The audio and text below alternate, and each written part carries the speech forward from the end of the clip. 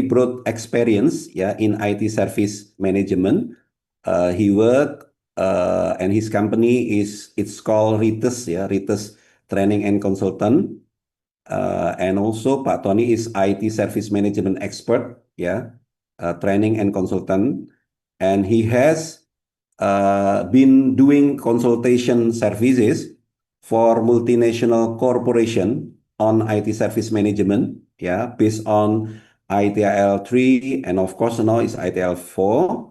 And also Pak Tony has successfully designed, implemented ITIL based process, yeah, including incident, problem, change, service level management. So it means what? It's mean with we have a guest lecture that not talking about the theory, but also has been implementing all the concept, all the practices or process that he has been teaching. Yeah. So he has trained more than 2,000, yeah, amazing, 2,000 IT professional in ITIL, and also SDI certification from various organization industry in Malaysia, Singapore, Philippines, Thailand, Indonesia, Bangladesh, India, New Zealand, Emirat Arab, and also have doing very variation consultation in cybersecurity solution, yeah, for Southeast Asia countries. And of course, before to be a consultant, he has been working as a professional, yeah, guys. So it means what? It means that Pak Tony has a very long experience as a professional as well. He has worked for the IBM Malaysia before as a service level manager, working for the bank, yeah, for the help desk manager. So you can see that he has a long track, he has a long experience as a practitioner, and also now he has a long track as a educator, as a lecturer, trainer, yeah, and consultant. That's why, as I have talked to you before, we can't miss this opportunity. Yeah. So prepare any question that you want to explore from Pak Tony. So don't be miss this opportunity learning directly from the expert. Yeah. So we will have a 2 hour 30 minutes. I will give all the time to Pak Tony Albert. And again, I know for you that has not viewed the video, please make sure you are in front of the camera, yeah, you are in front of the laptop, yeah, don't miss it, don't miss it. I know you maybe you can do sometimes others, but again follow the lecture, because this is very important. You will not have the same opportunity in another time, yeah. So again, please welcome for Pak Tony Albert, and thank you, Pak Tony. Time is yours. Thank you very much for the wonderful introduction, Pat Tony, as well. So both of us share the same name, so we have been good friends for a long time. Yeah. So thank you, Pat. Thank you very much for that warm welcome and a great introduction. And I'm really honored and privileged to be here with you virtually, together with all your students this afternoon, joining you from Kuala Lumpur in Malaysia. Although I've been to Surabaya once, I hope we can meet again in Surabaya. I mean, Thank you. Thank you.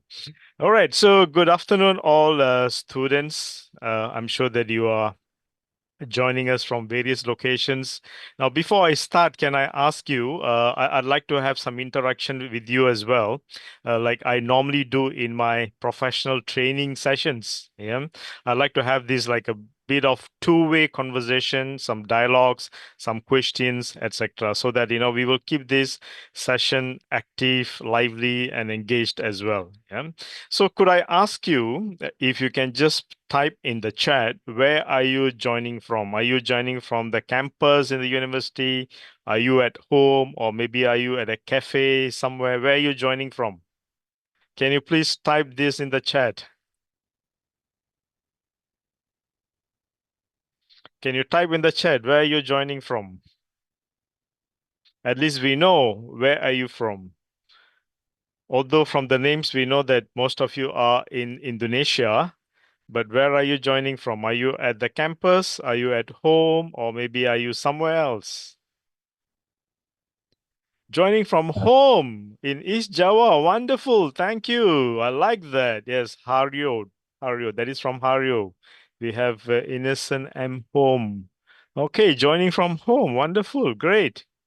Yeah. Classroom at my campus. Faris. Nice. Lovely.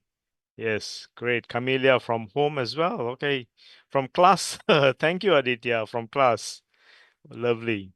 Now, this is nice. At least we know where you're joining from. So, you see how technology has enabled us to learn remotely, right? So, technology plays a very important part in our life today. Yeah. So, technology, without technology, is very difficult to live these days, right? So, we all will agree with this. So, let's get started. I thank you for your responses, and I hope that you will keep responding whenever that I would like to ask. Yeah. Can I request for the ability to share my screen, Pak Tony?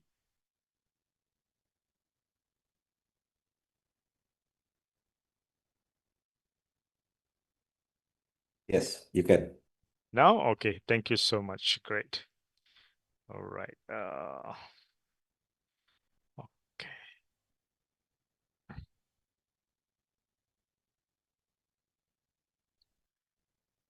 Okay, so today's topic is what Pak Tony also has given an introduction. When he invited me to come for this session, he gave me a topic. And this is a very interesting topic that he gave me. How to implement ITIL, in a real world environment. Okay. So I've done it a lot of times, but this is the very first time that I am sharing this knowledge with a group of students like all of you. Yeah. So that's really interesting, because I'm sure that one day when you graduate and you go out into the real world, you want to use this knowledge, right? So, can I also ask you, like, how many of you here, are you a bachelor's degree student, or are you a master's degree student, right? Are you doing bachelor's or are you doing master's? Sometimes we refer to these as undergraduate and postgraduate. Can you please type this in the chat? I'm asking so that I'll have an idea of, what kind of background, although you are part of the information technology faculty. Oh, nice. Masters, masters, masters. Wow. We have got so many people from masters. Lovely. Wonderful. Masters. Master degree. Awesome. Great. Wow. I'm very impressed. Okay. What about the others who have not responded? All right. Just in case you missed my question, I was asking, what are you doing? Okay. What are you, a bachelor's degree or are you a master's degree student? All right. Undergrad. Okay, cool. Undergrad. You have Malvin who says he's undergrad. So you have undergrad, you're postgrad, right? So what are you doing? Okay. Okay, fantastic. Yeah. So keep the answers coming. So that's nice. So the topic today is I'm going to share my knowledge, okay, with all of you in terms of how to implement ITIL, all right, or what we have actually done, more like, some of my own experiences. So I put together this whole content mainly for all of you, yeah, well, mainly for all of you to learn from this lecture, right? So let's get started and get going. So what are you going to learn this afternoon? So let me cover the basics.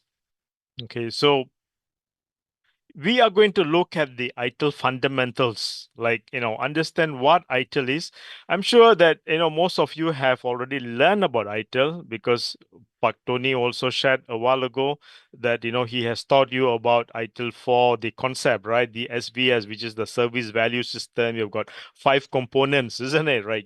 I don't know how many of you still remember the 5 components. You have, what do you have at the top, right? You have the guiding principles, you have the governance, you got the service value chain, right? Then you got the practices and the continual improvement. These are the 5 components of the ITIL. This is for IT service management, right?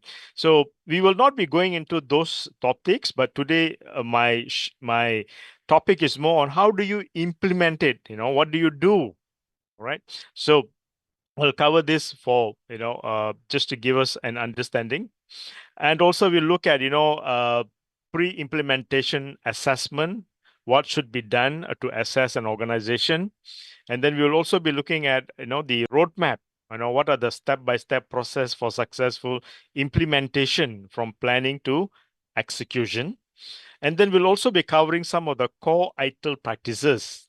You also already heard from Pat Tony earlier, right? He mentioned 34 practices. Now, if you're going to implement 34 practices, that's going to be a big task and it's going to take a long time for you to do that. But when you want to start implementing, it's always a good idea to start with the core practices. So I'm going to cover these core practices and show you which are the ones. Yeah. And then we'll show you some, real world examples, scenarios. And also I can touch on career opportunities as many of you will be graduating and going out to the real world, right? What can you do with this ITIL knowledge? Because ITIL knowledge is really valued out there. Yeah. So you can be part of this, industry when you are already out working. Now, as I'm going through this session, if you have any questions, I'd like you to raise your virtual hand. You have the virtual hand button.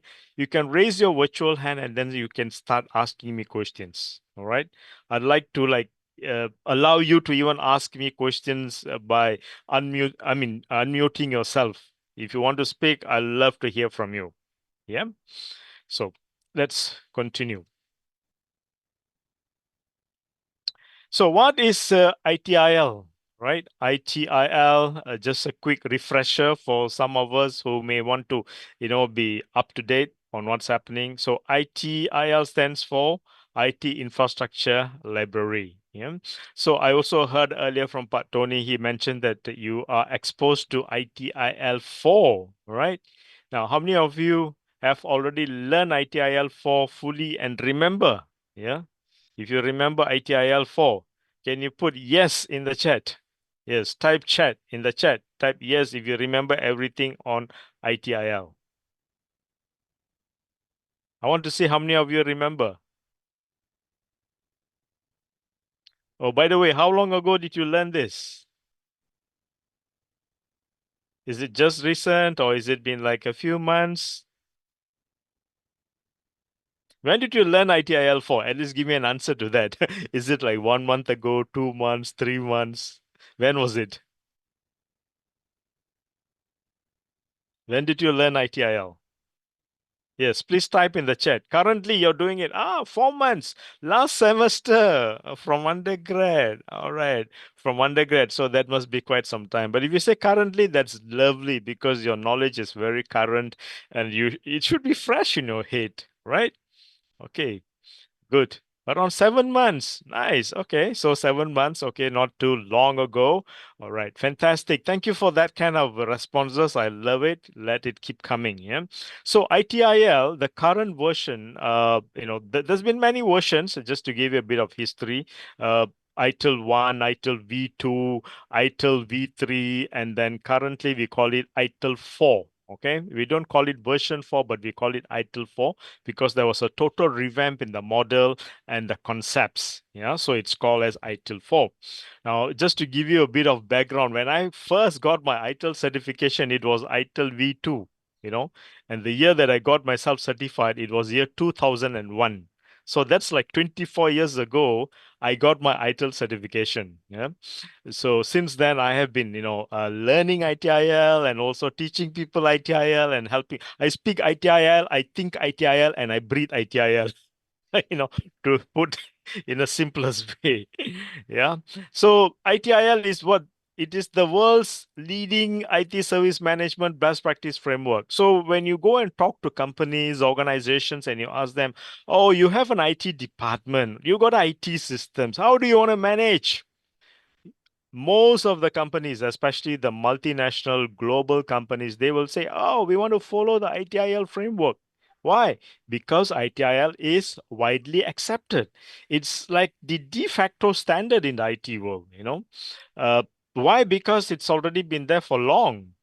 As I said, ITIL is like 40 years in the world. They started inventing it in the 1980s. So since then, it has evolved to the current version, which is the ITIL 4, which is more suitable for the digital transformation that's happening around the world, right? So what's digital transformation, as you can see today, right? Everything that we do, we've got mobile apps, we have digital wallets, e-wallets, right? We buy everything electronically, right? So everything is moving into digital. So a lot of transformation is happening there. Yeah. So when we use ITIL, it gives us what? Consistency, high quality services that is aligned to the business needs. And every business is different. Not all business are the same, right? Some are from financial industry, some are from maybe manufacturing, some are from the educational sector, some are from maybe medical. We got different industries and sectors. So people who work in different organization and different type of job, they need ITIL, and we can use ITIL to align to this business needs. Yeah. Okay. So ITIL is basically flexible, especially ITIL 4 now, in comparison to the previous version, ITIL B3. The current one is very flexible and adaptable, right? And it's easy for organizations to, take in this and start practicing and using, right? So why organizations adopt ITIL, like we just mentioned, right? There's so many reasons, all right? But if you look at some of the uh, key points, I would say, number one is to reduce incidents, right? So what are incidents? Incidents, what? An interruption, which you don't expect. All of a sudden, system bang, system goes down, application crashes, right? And as a result, people are impacted because you can't log into your systems, you can't, use the technology, right? So it disrupts, and sometimes this can lead to financial losses for organizations and businesses. I personally have seen in my own experience, like from banking, even like 5 minutes of downtime, the whole banking system nationwide can be down, and it can cause a lot of issues. Yeah. Like for example, in the airline industry, system down, the planes cannot even take off from airport. you know so there's so many examples such as that, in the real life, where we want to reduce the incidents. Okay, because every time there's an incident, it creates an impact. Yeah. Now, the next one is to improve customer experience, right? So, what would customer expect? Every customer expects there is no interruption, right? Just like all of us at this very moment, right? I can see that we have 100 plus people, right, logging on to Zoom. I'm also logging on to Zoom to share this knowledge. Now we all rely on what? We want Zoom to work well. We want the internet to work well, right? If one of these fails, finish. There's going to be an incident. So when incident happens, all of us can't be connected. I can't teach, you can't hear, right? And there's going to be a lot of unhappiness, upset, and disruption because we will be frustrated, right? So what is customers' experience? We expect that everything to go smooth. We expect this lecture to work smooth for the next 2 hours so that all of you can learn. So we need the internet to work. We need Zoom to work. We need even your laptops to work. Your webcams, my microphone. All of these are technology, right? To ensure that all of us are satisfied with this services. Yeah. And also to increase operational efficiency. Yeah. So operational efficiency is like to eliminate any kind of waste or waste of resources. Yeah. And then to also support compliance and audits. A lot of organizations are, you know, are going for some kind of certification. For example, in IT service management, there is a certification called ISO 20,000, right? I'm sure that most of you would have learned this in your ITSM already. This is the international standard. Okay, so some organization who needs to have this certification needs to be compliant. So they use the ITIL based processes. Now we call them practices to support these requirements. Yeah, and also to align their IT with business goals. Yeah, because technology is the driver behind many businesses. If you look at all business, right, you remove technology, which business can survive? Right, literally none today. Almost every business out there are relying on the IT. Yeah. So just to highlight one real world example, right? And I'm sure this will be very easy and all of you can resonate with this because you're in the university environment. So let's say a major university, all right, struggle with frequent Wi-Fi outages. right? And overwhelmed help desk staff with averaging 12-hour response time. What happens? Let's say if you are a student, you're trying to connect to the Wi-Fi. Wi-Fi doesn't, allow you to connect all the time. Wi-Fi is down, down here, there, down, down. Down in the campus, down in the library, and all that. And then you try to contact the help desk, and then they are taking like 12 hours to respond. But then 12 hours is just too long, right? So after implementing ITIL, like incident management, the university reduced the resolution time to under 2 hours.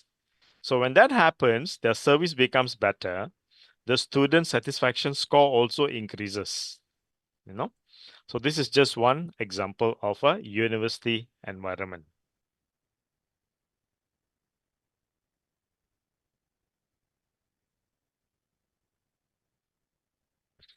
Okay. So when implementing ITIL, the first thing that we need to do is to understand the organization. What it means is that what type of organization is this? Okay. Now, is this a bank? Is this government? Is this a manufacturer? Is this a logistic? Is this a hospital, for example? Or what industry are they from? What are they doing? Yeah. So that's number one. Now, we can't copy and paste, let's say, one implementation from organization A into organization B. It may not work. All right. Why? Because two different organizations, very distinct. Each one has different way of running business. Yeah. Now, in one of my experiences, I consulted a hypermarket. Okay, it's one of the largest hypermarket in Malaysia. And you see, in hypermarket, they what do they do? Of course, they have so many outlets, and then they sell groceries, they sell household items. But when a customer queues at the point of sales machine, the machine, the cashier counter where you go and pay after you buy everything, after you put everything into a basket or trolley, right? Now, what happens there? If one of those point of sales counters are down, it doesn't impact much because the consumer or customers queuing up can be routed to another lane, another cashier, and they can just pay and go off, right? Maybe there's a delay of 5-10 minutes because there's no real-time processing. All the information of grocery items, household products are already downloaded, stored into the machine, all right? In some cases, of course, some they will pull it from the server depending on how they have set up. Whereas in a banking environment, you see, banks are always real time processing, real time, right? So you need to log in, you check your bank account. It's real time, right? If you're performing a transaction, it's instant. So you see, two different organization, nature of business is different, customer base is different, right? So you cannot use the copy and paste method. Yeah. So we need to understand the difference and what is the best way to implement ITIL for them. Yeah. So normally what we do is we'll try to assess, all right, and understand. And this is what we call critical assessment areas. Okay. Which means we study the current environment. Like like how many branches do they have? Which location are they at, what type of infrastructure are they using, right? These days, a lot of organizations are moving into cloud. Some may have their own computer center or data centers, located somewhere. Yeah. We also need to know what are the critical services, what is most important for the organization. Like if you look at banks, right? I also used to be involved in the banking operations before. In banks, we call this the core banking system. This one application is like the heartbeat. If this system goes down, everything else will go down. No, but maybe in a hypermarket is different, or maybe in an airline industry is different, or maybe in a manufacturer is different. You see, every company, every business may have their own systems that are critical to the organization's business operation. So we also need to understand the pain points. What is the pain point currently? Maybe responding to user complaints could be a pain point. Maybe frequent interruption to services is a pain point. Or maybe there is no control in implementing change is a pain point. Or maybe there is no documentation, that could be a pain point. Or what are the issues that keep coming back, recurring, right, every time? So these are the important points that we normally assess. And then we map the internal and external stakeholders.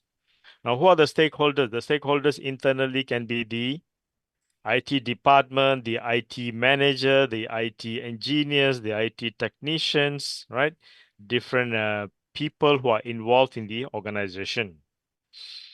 And also, we document the current processes and workflows. We ask them, what do you have currently? What have you developed? What have you implemented? Can you show us? So that we understand the current flows, the current processes, so that we can understand the difference, the gap between what they have and what they don't have.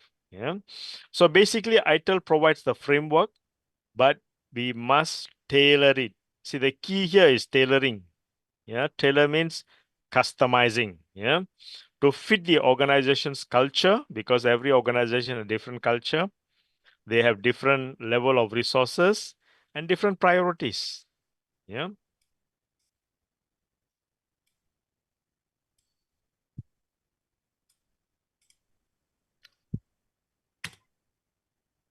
Let's look at the key stakeholders in ITIL implementation. Yeah. So the key stakeholders in every organization. Now, CIO or the head of IT is like the big boss of every IT department. CIO is Chief Information Officer, or sometimes we call them head of IT. He's the big boss who looks after the IT departments. All right. So he's a key man because he needs to provide the authorization, the approval, all right, to implement ITIL. Now, IT managers, there are many managers, for example, someone who looks after a network, someone who looks after the server, someone who looks after the application, the database, the desktop, right? These are all different IT managers. And then we also have the service desk team. The team, this is the first level team that provides support by, uh, responding to a phone call, to a chat, or to an email. All right, they carry out the user communication on a daily basis. They play a very important role in IT service management. Why? Because they are the frontliners. Yeah. And then we have the infrastructure teams, like those who look after the infra, right? Like the server, the network, and all that. Yeah. We also have the application support teams. And now more so, cybersecurity teams are very key, yeah, because they look after the security of every organization. Okay, so we also have to include them. And these are vendors and partners, usually external stakeholders. The earlier ones are usually internal stakeholders. These are external stakeholders who are outside of the organization. And of course, the end users. Okay. This can be staffs, like in university, this can be students, right? Customers, and all of those people who use or consume the services, right? In ITIL 4, you may have learned this term called service consumers. Yeah. So I'm sure you remember the three roles. There are customers, sponsors, and users. So these are the users. Yeah. Now, I would like to ask you a question. All right. Now, which stakeholder group do you think resists change the most? Like, if you want to implement ITIL in an organization, which among these do you think will resist? Resist means they oppose, right? They don't want the change. They are happy with what is there currently in the organization. Which group or which particular team you think will resist? You go and tell them, okay, we want to implement ITIL, this process, incident, problem, change. Which group you think will resist?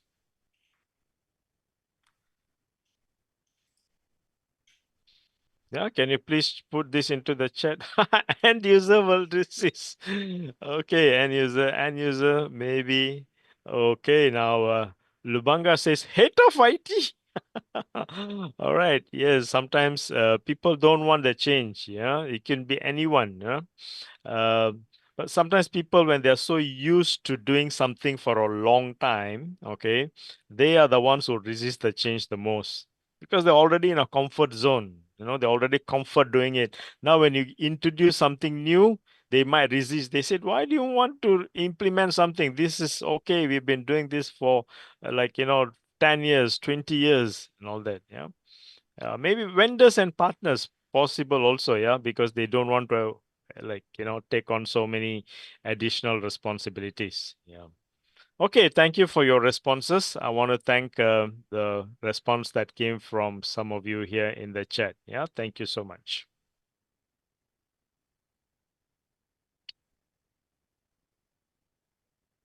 Now let's look at the example of a real scenario,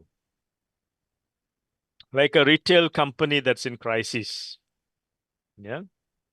So retail company that's in crisis, a mid-sized retail chain with 150 locations faced mounting operational chaos that threatened customer satisfaction and revenue. Yeah. See, for a lot of organizations, this is very important because this affects their revenue. Yeah. Their IT environment was reactive, unstructured, and increasingly unreliable. Okay. Now, what are the challenges? Challenge number one says frequent POS system crashes. POS is the point of sales at the cashier when the consumer pays. Okay. So it crashes during peak shopping hours. Let's say when is peak? Maybe on weekend. Peak is maybe in the evening, right? Causing long checkout lines and loss of sales. Maybe users, the shoppers get frustrated. They will just walk away without buying. So that's a loss opportunity, right? Financially. Or challenge number two, no formal change approval process. Updates deployed without testing, causing unexpected failures. This is actually change management.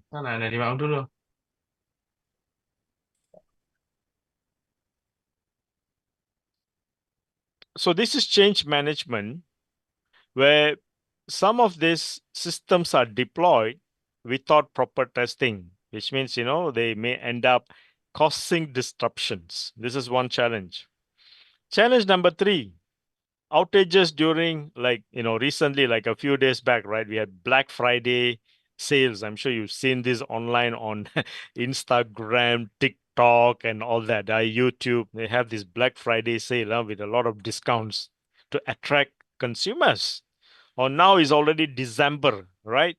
So it's a holiday season.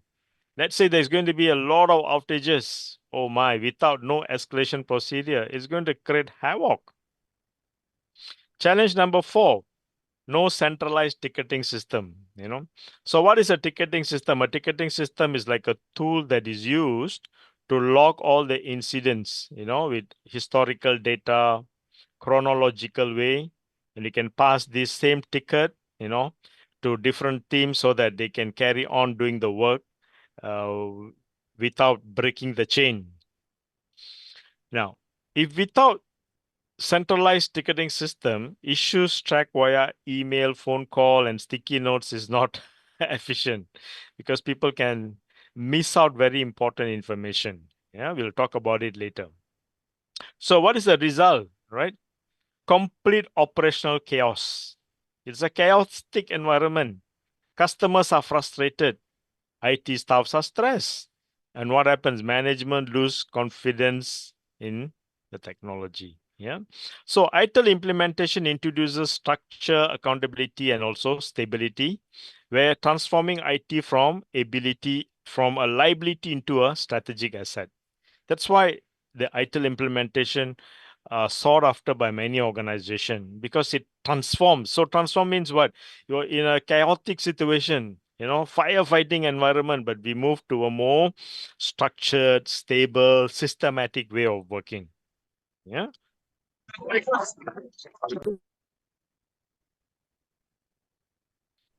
So here's the ITIL adoption roadmap. Okay. So Implementing ITIL successfully requires a structured, phased approach. Yeah, so basically, what we normally do as consultants, when we go into organizations, we talk to them, we come up with a plan, so that the organization is clear how we are going to transform them, how we are going to take them through this journey. Yeah, that builds momentum while delivering quick wins. So the roadmap gives you guidance from initial assessment through sustainable operation. So number one, we define the goals. What is your goals of the organization? What do they want? Or they want to increase the revenue. They want to have a stable sales system. All right. They want to reduce customer complaints. So all of these are part of business goals that we try to understand. All right. And then we try to map it. We also do a assessment. We want to understand what their current capabilities and maturity. Okay, and this is something that I often do, like what Tony introduced me earlier in the very beginning. I'm a ITIL maturity model assessor. So what we do is we go into an organization, we try to assess either all the ITSM processes or maybe some selected ones to understand where these organizations are. And we also call this as a kind of benchmarking. We want to benchmark and see whether they are up to standard or not. Yeah. So typically, when implementing ITIL, this is something we do also. It's like a health check.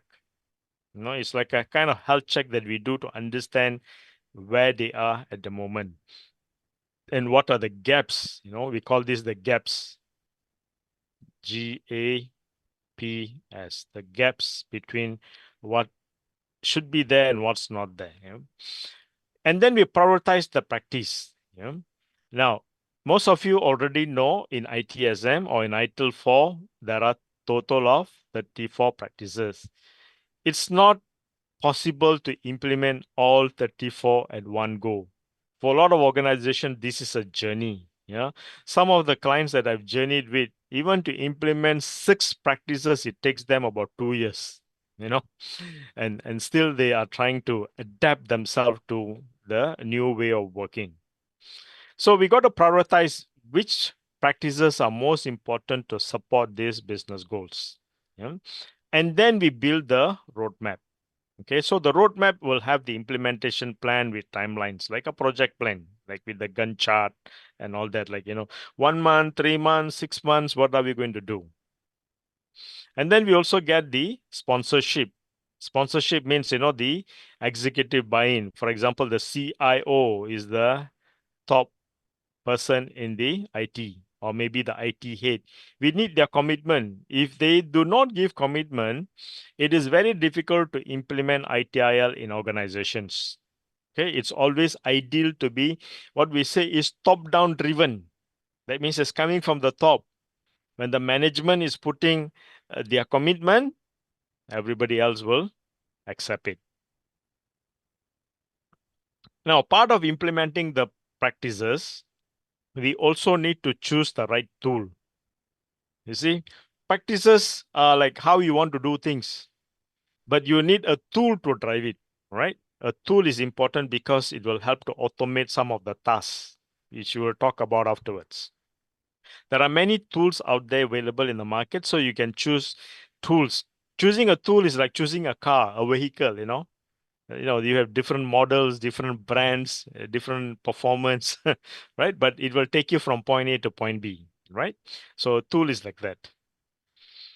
And then we train and communicate. We train the team and all the stakeholders, teaching them the new method, new way of working.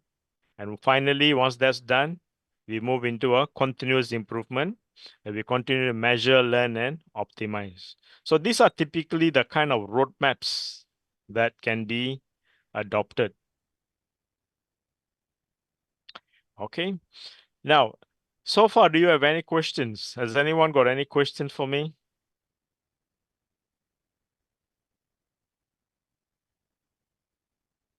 I would like to know your response. Do you have any questions? If you have a question, please put yes. If you have no question, please type no. If you have a question, please not yet. Okay, thank you. Not yet. No questions yet. Yeah. If you have questions, please type yes. If you have no questions, please type no. No questions. Very good.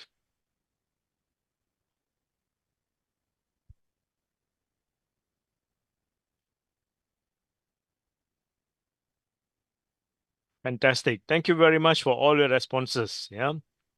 I can read some of your names, City, Malvin, and some. Okay. Is it Colby?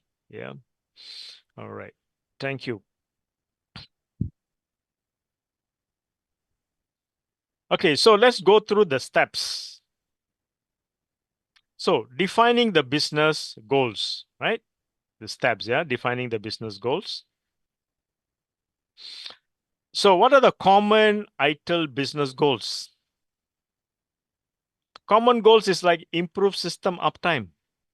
See, if system is crashing all the time, that means system is not stable. Okay. So one way to improve is to have a target like 99.9% availability for critical services. Now, what is critical services? Critical services are the ones that runs the business. If these systems is down, the business comes to a standstill. It stops. Like in the bank, as I said, core banking system is down. Everything else will be down. Your ATM machines cannot function. Internet banking cannot work. You walk into the bank's branch, they also cannot perform the transactions. Okay. Likewise, in one of my previous experiences, we were managing the airline. In the airline business, there is one system. If that system is down, passengers cannot check in at the airport. All right. The flights cannot take off from the runway and they will be all grounded. So these are some of the functions of systems. These are considered as the critical systems. Like in the stock market, how many of you know what is a stock market? All right. Stock market is where the share trading happens. They buy and sell shares. If the share market system is down, no trading can take place. Nobody can sell shares, nobody can buy shares. And this can also result in losses, some millions or sometimes in billions of dollars. These are critical services. Yeah. The others are like reducing incident volume. Okay, maybe some organization they have too many incidences and they want to decrease or reduce recurring issues by conducting root cause analysis. Now, how many of you remember where you learned about root cause analysis in your ITSM? I'm going to test your knowledge. Do you remember learning root cause? Under which practice? I'll give you a clue. Is root cause under service desk? Or is it under incident management? Is it under change? Or is it under problem management? Please type in the chat. Root cause. Under which ITSM process does it come? Okay, Lubanga says incident management. What about the others? Root cause analysis, where does it come under? Problem management, incident management. Gambia also says incident. Okay. I see most of you are saying incident management. All right. But the correct answer to that is problem management. All right. This is under problem management. Okay. Good. Thank you for your responses. And then maybe some organizations wants faster service fulfillment. Maybe users are requesting for something and then it's taking a long time to get back or fulfill. So they are saying, okay, let's do this fast. Okay. Or maybe some wants to increase the customer satisfaction. All right. Or maybe some wants to support digital transformation. So depending on what the business goals are, yeah. So I've included one example here, as you can see, banking example. All right. This is like financial institutions. A regional bank identified the critical business goal. which they want to reduce ATM downtime. Everybody, of course, digital e-wallet is there, but still there are some people who rely on ATM machines, right? Because they want to get the hard cash. They want to carry the cash in hand to purchase something, right? How many of you carry cash with you? I'm sure some of you do, right? So if an ATM is down, then nobody could withdraw money. So they want to reduce ATM downtime from average of 4 hours to under 30 minutes. This is a fantastic goal. All right. So the ITIL implementation focus on what? Incident management as well as proactive monitoring so that they can immediately take action to reduce the downtime. Okay. So that is one example of a business ITIL business goal. Yeah. Now, number two, we'll be looking at capability assessment. Okay. Now, in capability assessment, we conduct a thorough assessment of the current state. Where are they now? Okay. Now, some of you may remember, I hope you remember this, right? In your ITIL, you did learn about continual improvement. All right. This is a continual improvement model, right? How many of you remember that? Continual improvement model. There are 7 steps. Okay. We normally try to use that model when we are doing this. Okay, so the 7 step is like, what is your vision? Where are you now? Where do you want to be? How do you get there? What action do you need to take? And did you get there and keeping the momentum? That kind of approach could be used here as well, right? This will help to diagnose the phase to reveal the gaps, strength, priorities for improvement.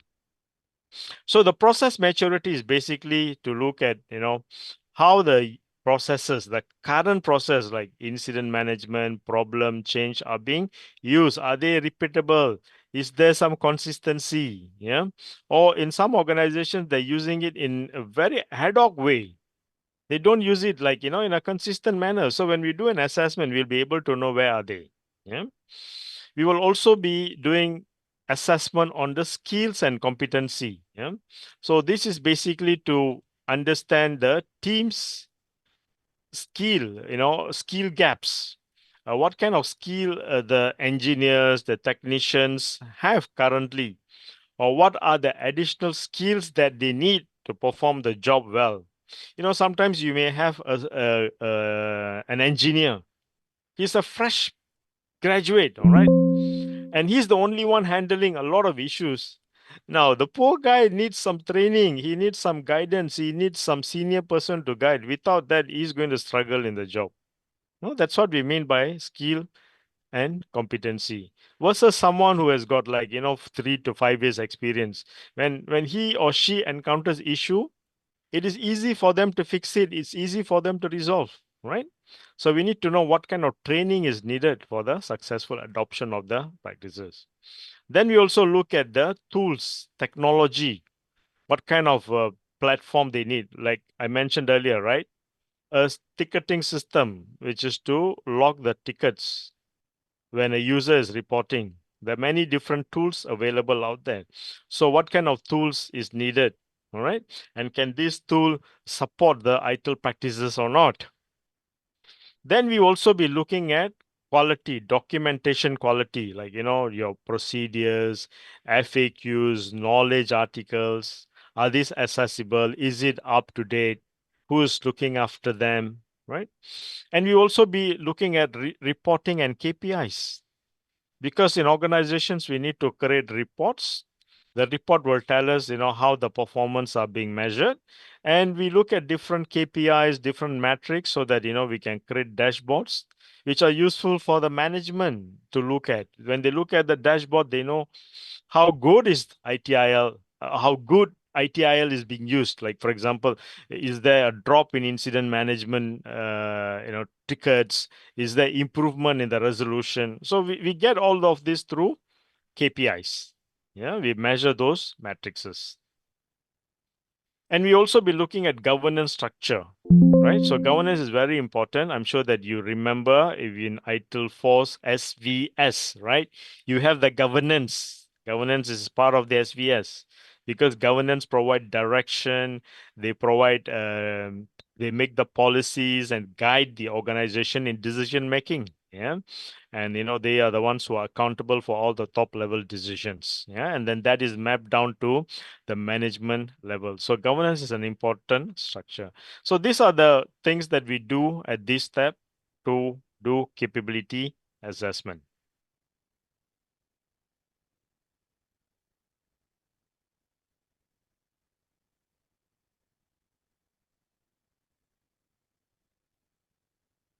Okay, the next step is step 3. So in step 3, we prioritize the practice. See, like I said right earlier, as most of you will remember, ITIL has got 34 practices. Now, out of these 34 practices, you can't be implementing everything at one go. So based on the organization goals, then we select, right? But most of the time, what we recommend is that these practices must be implemented first. Okay. Why? For example, like without a service desk, there is no place for users to call. Okay. Like there was one time I was doing an implementation in one utility company that provides electricity. Okay. This like many years back. When I went into this organization, I found there was no proper service desk. All right. So when a user has issues, user calls, the call is attended only when there's a staff seated at the desk. The staff is away for lunch break. The staff is away for some meeting. Nobody is going to pick up the phone. And when the staff is not around, well, the phone keeps ringing. So this is one major issue because users can't get through to the IT department. So we normally recommend that a proper service desk is established, as a single point of contact and an entry point. And then we move into the other practices like incident management is a key because this will help to restore services quickly, as well as the service request where users are requesting for services, it has to be fulfilled. Yeah. And then we look at change because change is also like whenever there is a modification to IT infrastructure, change enablement provides the go ahead because they are the gatekeeper for the IT environment so that no changes happens without being authorized. Yeah. And then we look at problem management, right? I asked this question earlier to some of you one person gave me the right answer. Where is the root cause under which practice? So this is under problem management. Why we do root cause is to eliminate recurring incidents. Yeah. So you see, these are the core practices. So we try to prioritize them depending on, okay, now let's say we pick 1, 2, 3, 4, 5. Now out of the 5, which one should we do first? Okay, obviously maybe service desk is first. Then should we do service request or incident first? Some organization, they handle a lot of requests on a daily basis. In some organization, request is less, incident is more. In some organization, changes a lot. So we try to prioritize depending on organization. So like I said, there's no one formula that fits all. So we have to customize them. Step 4. Okay. So in step 4, we build a phased implementation roadmap. Okay. For example, we can create a 6-month plan. Okay. Now 6 months sometimes is a bit too short also. Now depending on the commitment of the organization, if they have resources to support us to drive the project internally, yeah, are they committed? Maybe do they have a full-time staff, or sometimes they only have a resource that's being pulled into many different projects. So all these are quite subjective to organization. But let's say we do a 6 months plan as an example, okay, with a steady progress, okay, that allow team to adapt and learn, and each phase builds upon the previous one. All right, so it's a very solid plan for the service management excellence. So what can we do? Month 1 to month 2. So we can set up the service desk. We can set up the support channels like the phone systems, chats, tools, and all, including the ticketing system. This is fantastic. Once we have it, then we can move to the next phase. Okay. The next phase is where we can do month 3 here first, month 3 to 4. All right. Oh, I'm sorry here. Month 2 to 3 here. Prevention phase, maybe problem management can be launched. All right. And then we can move into incident and service, or also can be this first and this first, depending. All right. And then lastly, we can also implement the change enablement practices. All right. So these are like typically a roadmap that we can build for the organizations. Now, step 5, securing the executive sponsorship. So executive sponsorship is from the top management. So we really need the CIO, IT head. All right. Without their support, we can't implement ITSM. All right. I've seen ITSM fail because there is no senior leadership's commitment and involvement. So it's always good to get their buy-in first. Yeah. So what kind of buy-in we need? Yeah, buy-in to give us the budget, because if you don't have a budget, how are you going to run trainings, buy tools, right? Or in some cases, they may even have to hire new teams. Like in my own implementation at one time, like the service desk that did not exist, I just shared that in the utility company's environment. They have to set up the tool, all right? So I was part of that exercise to assess and decide or recommend the best tools. And once that's implemented, there's nobody in the service desk, because initially they were only using one staff. Now they have to set up a team. Initially, I gave them a recommendation based on their organization. They need to hire 4 staffs plus 1 manager, so 5 in total. And recruiting alone took about 6 months. All right. And of course, when resource has to be recruited, they have to pay salary. Now, who's going to approve the salary? They need to get the budget, right? So this is part of that sponsorship, involvement. Yeah? And then they also have to have dedicated person, someone to help in the implementation. Without dedication, it's going to be tough. Yeah. And policy enforcement, they have to make the compliance across departments. If we implement the practices and nobody follows it, you don't see the results. So it must be enforced. Who can enforce? Top. CIO level can enforce it. Yeah, or IT director levels. Yeah. So this will help to remove any kind of obstacles, roadblocks, resistance. Yeah. So usually when there's involvement from the very top, it's easier to move in that roadmap that I've just shared a while ago in the previous step. Okay. All right. So those are the steps. Now the next one is the implementing practices. Yeah. Now, before I move on to the implementing practices, I'd like to ask if you have any questions from anyone in the room. Are there any questions from anyone?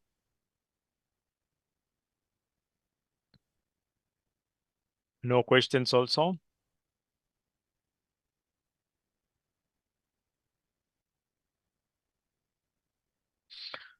We are halfway through the session, all right, halfway through. So I'd like to ask you if you have any questions.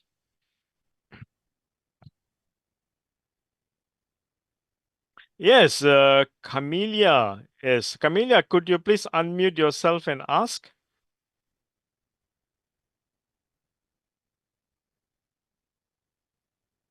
Do you have a microphone? Hello, hello, Yes, sir. hi. It's my Hi. uh, first of all, I want to introduce myself. My name Yes. is Amelia. What is your question? Okay, my question is in the real world, so Yeah. in the phase for 1 until 2 months, is there any like wait, I want to Take your time. Think the question and you can ask. okay.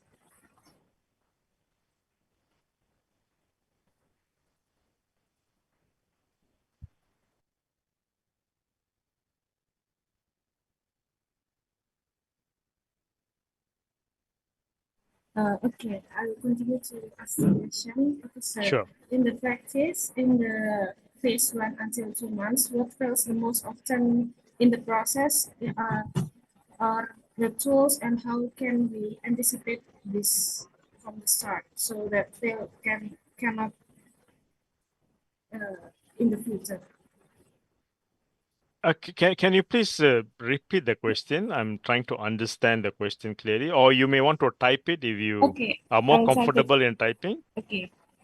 Yeah. Please type the question and let's discuss that.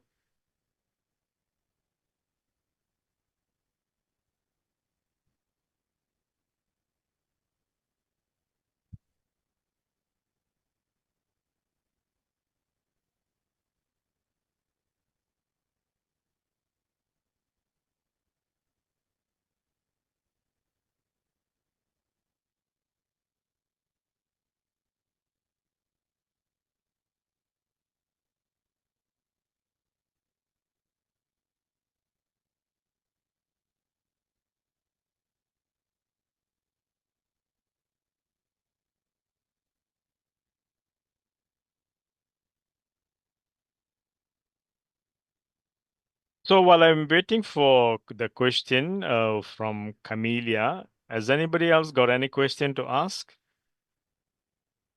Yeah. So if you have any question, you can always ask.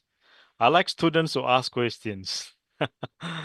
Okay, thanks, Camelia. In practice, during the first 1 to 2 months of implementation, which most factor often become the main challenge, process, people, or tools, and how can we anticipate this from the beginning? I think this is a very interesting question. All right, so you're looking at the three main area: processes, people, or tools. Now, based on my own experience, implementing the process is not a big challenge because once you understand what practice you need to implement or processes, because you have a guideline already. ITIL 4 gives you a guideline. You can map it and you can make it practical. That's quite straightforward. All right.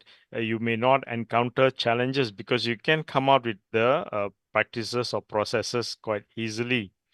People could be one of those who resist the change, right? What I have observed in my own past experience, like in one organization, I've drafted all these practices, I actually implemented for them service desk, incident management, problem management, change service level. Okay. 5 of them. Now I go back to this organization, like, 1 year or 1.5 year later, the CIO invited me to come and do an assessment. He says, Tony, can you come and assess and see where are we now since the time we implemented? Now, when I go back and check, some of these practices are being followed, but problem management is zero. People are people finding it difficult to follow problem management because it needs a lot of work, like doing RCA and all that, right? So you see, the one who's resisting is who? The people. But of course, this organization has already implemented the tools. They spend, like, I would say maybe about, let's say, 50,000 US dollars. Quite a big sum, if you convert into Indonesian rupees, 50,000 US dollars to buy a very good tool. So the organization invested the money. All right. So money was already there, bought the tool. They engaged me as their consultant to write the process. Process is also there. But later, when we go and check who is not doing the work, who is not following, is the people. Yeah. So same thing with even incident management, like some of the tickets are not properly updated. Yeah. So tools is there, process is there, but people. So to answer your question, people are most of the time the most resistant to any changes. Yeah, so this needs a kind of continual guidance, teaching, nurturing, and also changing the mindset. If you ask me, in my own experiences, I would say it's all about human factors and human mindset because they need to understand why we are doing it. We are doing it to improve efficiency and to make things better. If only everybody can come to that realization, and if everybody follows it, then things will move smoothly. Yeah. Does it answer your question, Camilla? Okay, thank you. You're welcome. Yeah.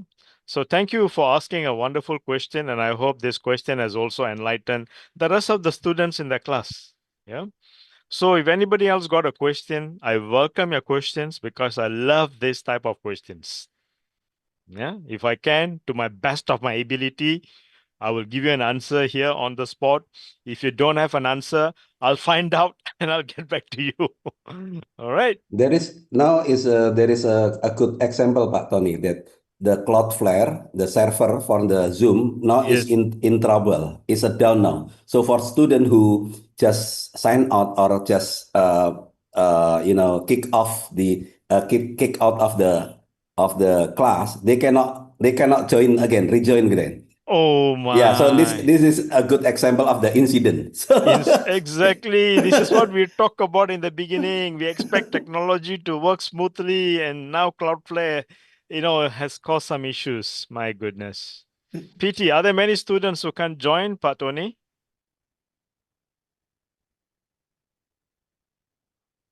Sorry, you're muted. Yeah, about 10 students maybe report to me, something like that. But it's okay. Yeah, Yeah. because that's out of our control now. Yes. So you see, this is what happens, technology sometimes fails. All right. Yeah. Okay. So I know Cloudflare has been having some issues, so never mind. We hope this can be resolved and then everything can be back to normal. All right. So now we are here for 1 hour and 15 minutes already. We've got roughly another 1.5 hours to continue.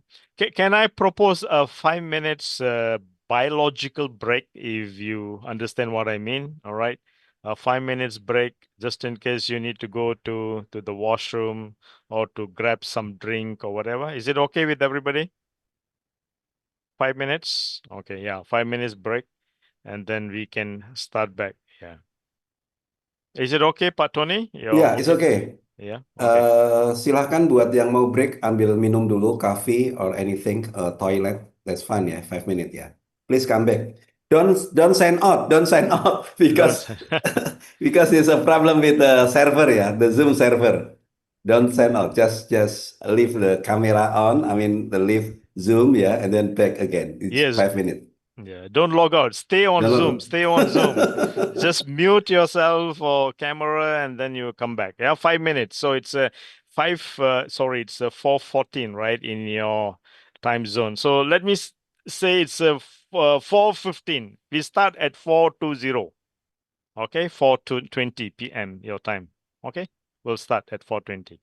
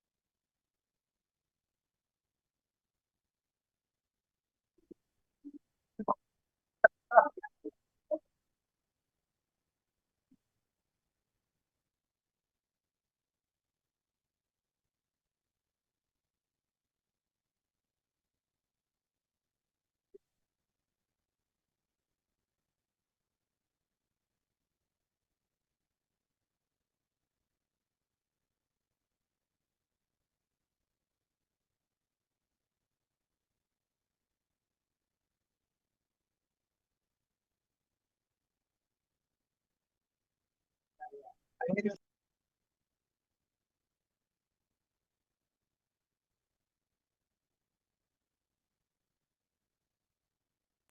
this is the shirt is very professional. You both forgot. Okay.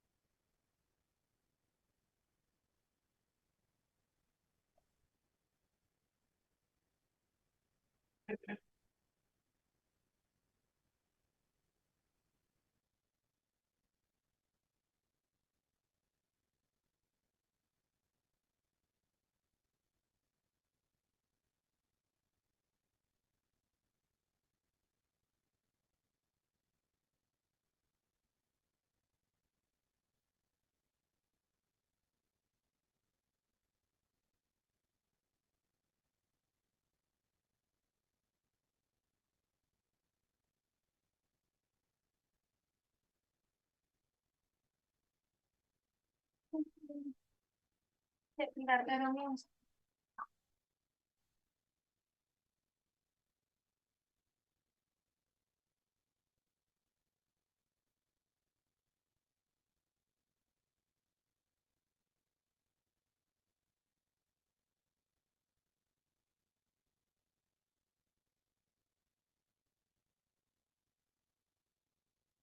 Mama, terongnya tidak seimbang. Aku mau yang mana? Terserah, mama sedikit aja.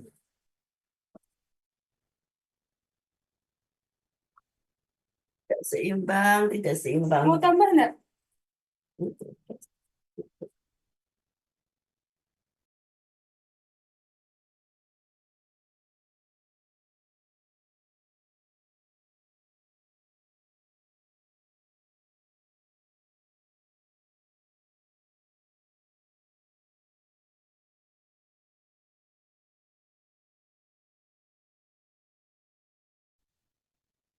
Okay, hi everybody. Are you back? It's 4:20. If you can hear me and you're back in the class, students, if you're back in the class, I want you to type in the chat, I'm back. Students, if you're listening to me, you can hear me. Very good. Yes. Very good. Thanks. If you're back, can you please type, I'm back? I'm waiting for all of you to respond.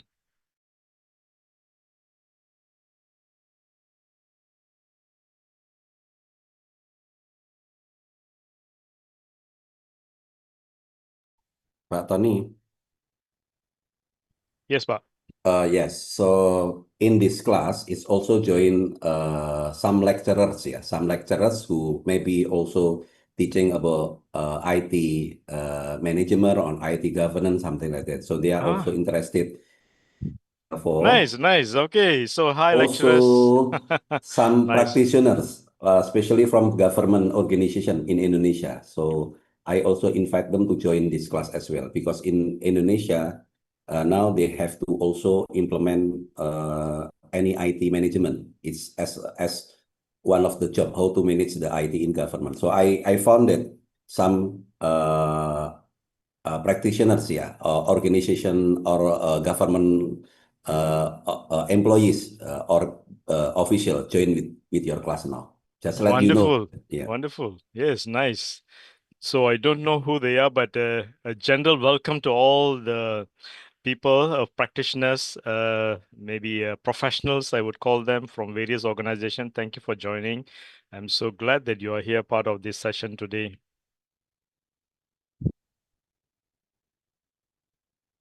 Okay, thanks to all the students who have responded that you're back. All right, so that shows that you are still engaged, you're listening. Wonderful, thank you. So that we can continue now.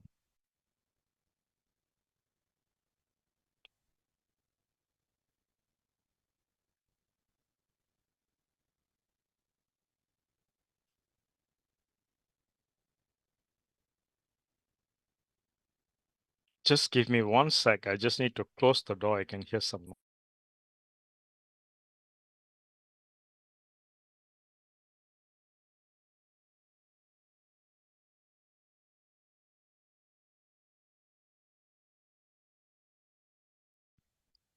Okay, so let's continue where we stopped.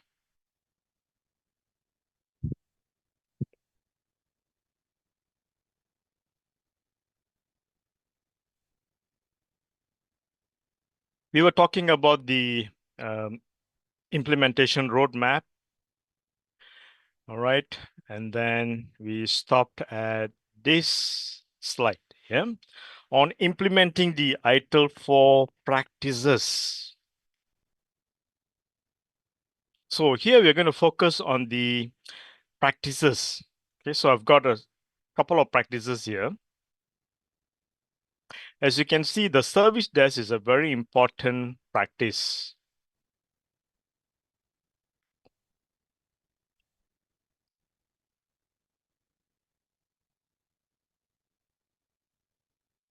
Yeah. So service desk, the human face of IT. Yeah. So why do we say that? Because the service desk acts as the single point of contact. Okay. They act as the single point of contact. Now, if you remember what ITIL says, in ITIL 4 practices, every practice has a purpose. And if you go back and read the purpose statement, it will say the service desk is a single point and an entry point of contact. Yeah. So that means it is where the users are going to call, and the users encounter issues with their systems, uh, IT devices, hardware, software, network, application, and all that. Where do they call? They will call the IT service desk. All right. I know some organizations still use the term called IT help desk, yeah, which is slowly moving to new terms. The newer terms are IT service desk since the ITIL V3 days. And of course, ITIL 4 continues to use this term, the service desk. Yeah.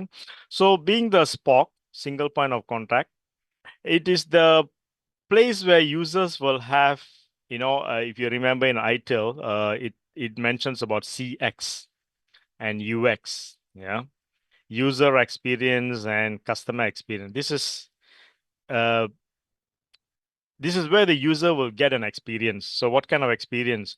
If they call the service desk, the phone is picked up immediately, somebody greets them politely, talk to them, provide the first level support, resolve the issue. So the user feels happy and satisfied. So the experience is positive.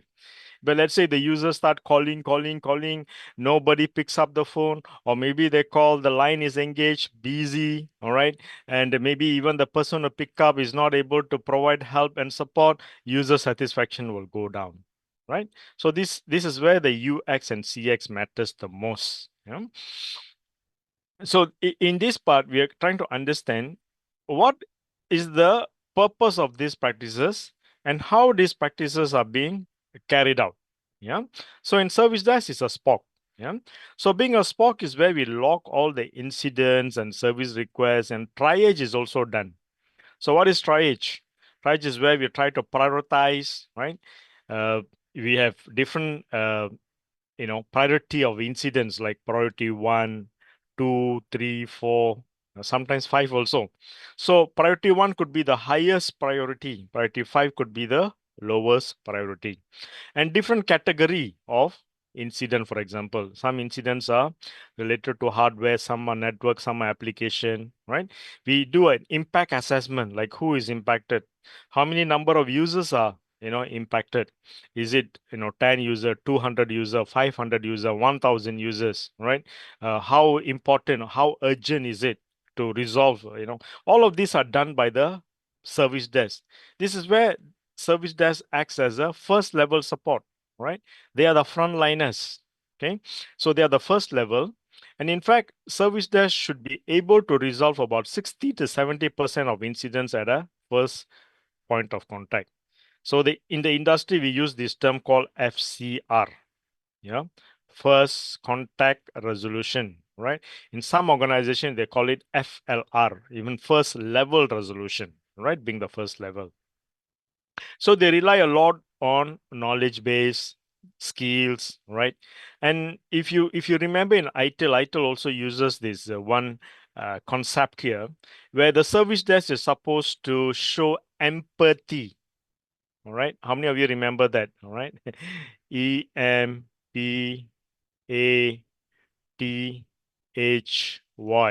Yeah, HY. So what is empathy?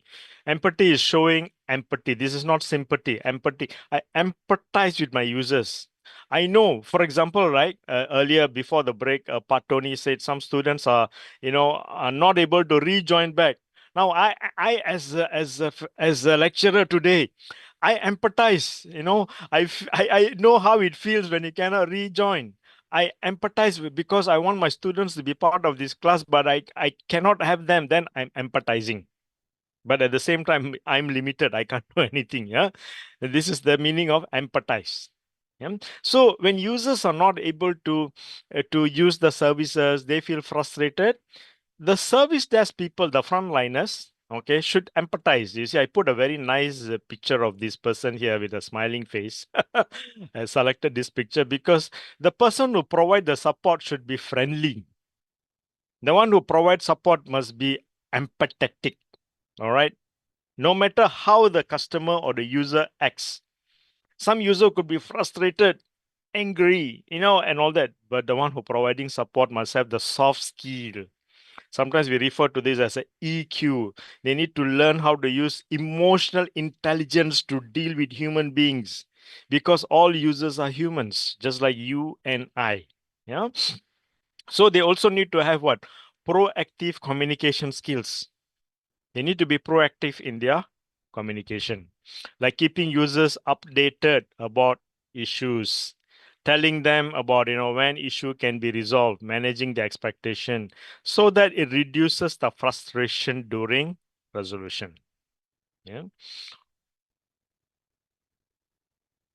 And if we look at some real world scenarios, okay, common situations, okay, major incident, email system down affecting 500 users during business hours. Oh, imagine, the service desk is going to be overwhelmed with calls. Imagine 500 users are calling a service desk. The phone lines are going to keep ringing and busy. I have seen this in my own experience. Okay. I previously have managed a large service desk with about 50 staffs in my team, all right, who work around the clock, okay, supporting a large bank in Malaysia and Singapore. We had a total of 20,000 end users. This is one of the largest bank. When a system goes down, let's say on a Monday morning, we get calls flooding into the service desk. Typically in one day, we can get like more than 1,000 calls. Although I have 45 to 50 staff, they are not in the office at the same time because they work on shift basis. Some are on leave and all. I may have a maximum of 20 to 30 people at one time. Now imagine 20 to 30 people to handle 1,000 calls is not something easy. Yeah. And this is where, we struggle to provide the best support. And this can happen in a typical service desk environment. Yeah. Okay, now recurring issues like, uh, third report this week of printing failure. Huh? Printing failure. Finance department, let's say month end closing, you don't give them a report. They will scream and shout and yell because they need some reports. Yeah. Or maybe even a VIP user. Who is a VIP? Usually in organization, VIP are always the top people, like the director, the CIO, CEO. We refer to them as the C-level people. Yeah. When their laptop cannot work, like cannot connect to a projector, for example, before a presentation, what will happen? The CEO will be very unhappy, frustrated, So they're going to call the service desk and say, hey, can you send somebody to help me or get it done, fix it right now? Yeah. So you see, the service desk is going to face a lot of these type of issues and situations. Yeah. So service desk plays a very key role in user and customer experience.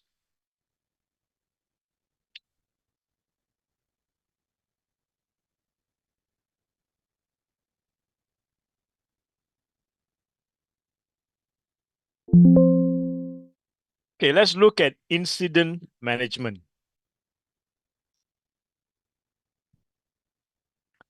Now, in incident management, what do we do? Incident management is about service restoration. To restore normal service operation as quick as possible. Okay, so what is an incident?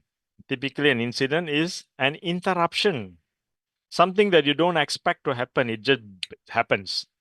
Like today, we didn't expect Cloudflare to cause issues. It's happening right now. Yeah. And if you are up to date, or maybe you've read some news, like I believe it was last year that we even had some issues with, some security issues that impacted globally. A lot of organizations were impacted. Yeah, CrowdStrike. Yeah, there was a blue screen, and then because of a small file that impacted the updates, and the updates didn't go through, and all those machines, Windows machines, were impacted. Blue screen, and a lot of industries were impacted, like the financial industries, the banks, the airlines, even hospitals, right? Manufacturing, governments. So what happens? A small IT issue can cause a global issue. Now, millions of people were impacted, especially when airplanes cannot take off. A lot of airlines have to cancel their flights. People were stranded in airports. Hospitals, that supposed to perform surgery, they couldn't perform it. Patient database were inaccessible, right? Transportation down, banking systems down, right? So these are all classic incidents that happens. Yeah. So when incident occurs, this must be resolved as quick as possible, right? So that the impact on business can be minimized and users can continue working. Yeah. So what are the activities that's normally carried out by incident management? Okay. Typically logging of incidents. All right. So earlier we look at service desk. So when users contact the service desk is the one that will open the ticket. All right. This is what I mentioned earlier, ticketing system or a tool that is used to log the issues, right? So the service desk will log the ticket, right? And then there's a reference number to it. And this ticket can be passed on from one team to another team. They can pass this to maybe an application team, a network team, a database team, so that everybody can use this tool to manage that situation. Information can be passed. It can also track your timing, the time you open the ticket, and all. We can categorize the type of incidents, all right? Like some incidents are hardware, some are network, some are software, application, database. So we can categorize them. We can prioritize them like using a priority code, for example, priority 1, 2, 3, 4, or even 5, okay? We can also do escalation. Usually the escalation goes to support teams. Okay. There are two types of escalation normally. We call it functional escalation because it goes to support teams. We also have hierarchical escalation, which goes upper level in the management hierarchy. Yeah. So depending on what type of escalation is required, escalation can happen. And then the resolution to fix the issues, to restore the functionality. Yeah. And lastly, the closure. All right. Verify the resolution, document whatever that has been learned into the system, and then that's it. It's done. Okay. So incident management is very important. And here's one critical incident example that I've included. Okay, taking into consideration a major bank's online banking platform that experiences a complete outage. Customers cannot access accounts or complete a transaction. What's the impact? Oh, wow. Thousands of users affected during peak morning hours. Imagine, if this type of thing happened on a Monday morning, like I shared with you, I've seen it. All right. Users are frustrated because they want to perform some transaction and the banking system is down. Okay. And this, of course, will trigger immediate escalation as a priority critical one incident, right? Maybe we need to get senior technical resource and have some communication protocols, to communicate to customer what's happening and all.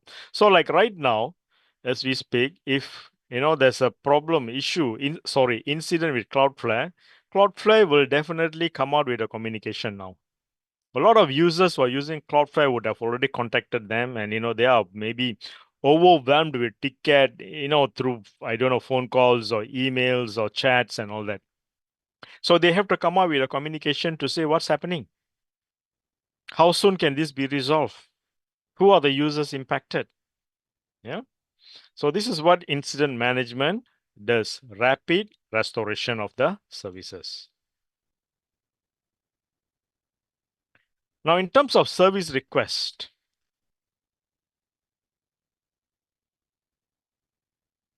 in terms of service request management, this is basically to streamline routine tasks. But what first and foremost a request is? Yeah? So a request is what? Like, a password reset. A user could call the service desk and say, could you please reset my password? I think my password was exposed to someone. Somebody has seen my password now. I don't want another person to log into my account. Can you please reset it for me with the new password? Okay, that's a service request. Or maybe like hardware provisioning or laptop, right? I want to have a new laptop. Can I buy a new laptop? Okay, or maybe I need a monitor. Or can you install a software for me in my machine, in my laptop? Right? Or maybe, we have a new staff joining a department who needs access into maybe a particular file share in the SharePoint or grant access. So you see, all of these are service requests. They are not failures like incident, all right? They don't interrupt the services, but these are additional things that should be provided to the users. Yeah. So I've included the example, a classic example. Again, I'm using a university scenario here. Let's say before a semester begins, IT department must create and configure, let's say 200 staff account. All right. Prepare the laptops, set up email access, all right, grant permission, all within 2 weeks window. Okay. So standardized request flows make this massive undertaking manageable and repeatable. So repeatable means once we have the process defined, all right, each time the same process can be repeated. So this is service request management.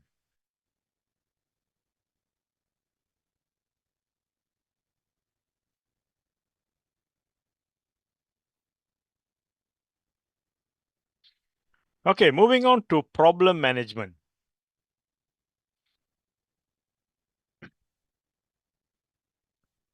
So we saw the service desk, we saw incident management, we saw request as well. Yeah, so we have seen, right, service desk, incident management, and the service request. Now, looking at problem management, okay, sometimes I notice a lot of people are confused with problem management. Yeah. But why do we need problem management? Basically, problem management is to uh, perform the root cause analysis, right? I mentioned this earlier. RCA is the short form for root cause analysis. So problem management conducts a root cause analysis to prevent repeated incidents from happening. Let's say when we prevent recurring issues, what happens, we are improving the overall service quality. Yeah? Because a lot of issues that keep happening again and again and again and again creates instability, all right, of the IT environment. When IT environment is unstable, like, today it's up, tomorrow it's down, then it's up again, it's down again, it's going to be like that. And users are going to feel very unhappy. Why? Because systems are creating issues now and then. Yeah. So the role of problem management is basically to undertake trend analysis. It's important to do trend analysis, like understanding the patterns in incident, like how frequently, let's say a network issue, how frequent did it happen? Did it happen every week? Did it happen every day? Or does it only happen at a particular time of a month? Right? So all of these are important data. But where do we get this data from? We get this data from the incident records. And how is this captured? When users call the service desk. So you see, all of these ITIL processes or practices are all interconnected. That's why these 5 to 6 practices are very important. They are core. We need to have them, at the very beginning of any implementation. Root cause analysis is what we do in order to investigate deeply to find the true source of issues. And in fact, to perform RCA, there are many techniques. In fact, I do conduct workshops on, performing RCA. There are many different techniques that we can use. For example, like, 5 whys is a technique, 5 WHY, yeah. Fishbone diagram, Ishikawa diagram, Pareto analysis. These are all techniques that we can use to perform the root cause analysis. So in my earlier example that I mentioned, in one organization that I was, engaged by the CIO as a consultant to implement the ITIL practices process, I've helped them draft out these processes, problem management, but they have not followed these processes. All right. And then we found out one of the gaps or one of the difficulties is they don't know how to perform the root cause analysis. They have not learned the techniques also. Okay. So now we are going to teach them these techniques. So the IT department is quite big, 70 plus people. We're going to take them through a series of workshops to teach them these techniques. So you see, we can have the processes, practices, but sometimes the knowledge, the competency of the people, right? And this is something that has to be done ongoing. Let's say today we train a group of people, and maybe 2 years down the road, they may have been transferred to other departments. Some may have left the job, new people join, newcomer, right? You see, this is why the knowledge has to be continuously updated. And for those of you who have, undergone the ITIL 4, the concepts under Part Tony, I am sure that you have learned about the 4 dimensions of service management. Okay. How many of you remember the 4 dimension? Now, if you remember the 4 dimension of service management, put in the chat 4D. I want to know how many of you remember 4D. 4 dimension of service management. Please type in the chat if you remember the 4 dimensions.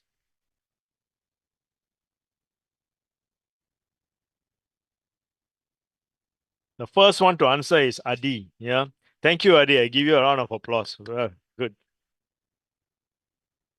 Adi, if you don't mind, Adi, can I request you to unmute? Let's have a short, conversation. Adi, Yeah, sure. yeah, Adi. So what do you remember, Adi, from the 4 dimension? Okay, so the 4 dimension is first one is the organization and people. Second Mm. one is information and technology. Third one Mm. is partners and suppliers. And then the last one is value streams and processes. Very good. I'm very impressive. You remember them. Yeah. Thank you. So, can I ask, under organization and people, which aspect is important? What do you remember?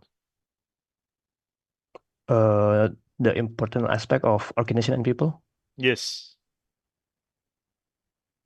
For me is the both of the organization and people itself, because if we have an organization, Mm. we need to control. I don't know if the control is the correct answer or not, but as an organization, we need to at least we control our employee, like we have this some kind of value, and then we need to everyone to follow the value of our organization. Okay, very good. Okay. Thank you, Adi. Thanks for your input. Okay, I like that. Now, in the 4 dimension of service management, right? So it's basically 4 areas. So we have the organization and people, and then we have the information and technology. All right, information technology. We have the partners and suppliers, and then we have the value streams and processes. Okay. Now, I like to specifically focus a little while on this organization and people. Now, organization people aspect focuses on the structure of organization, the leadership, the culture, as well as the roles, responsibilities, and competency of the people. Skills and competency plays a major vital role here.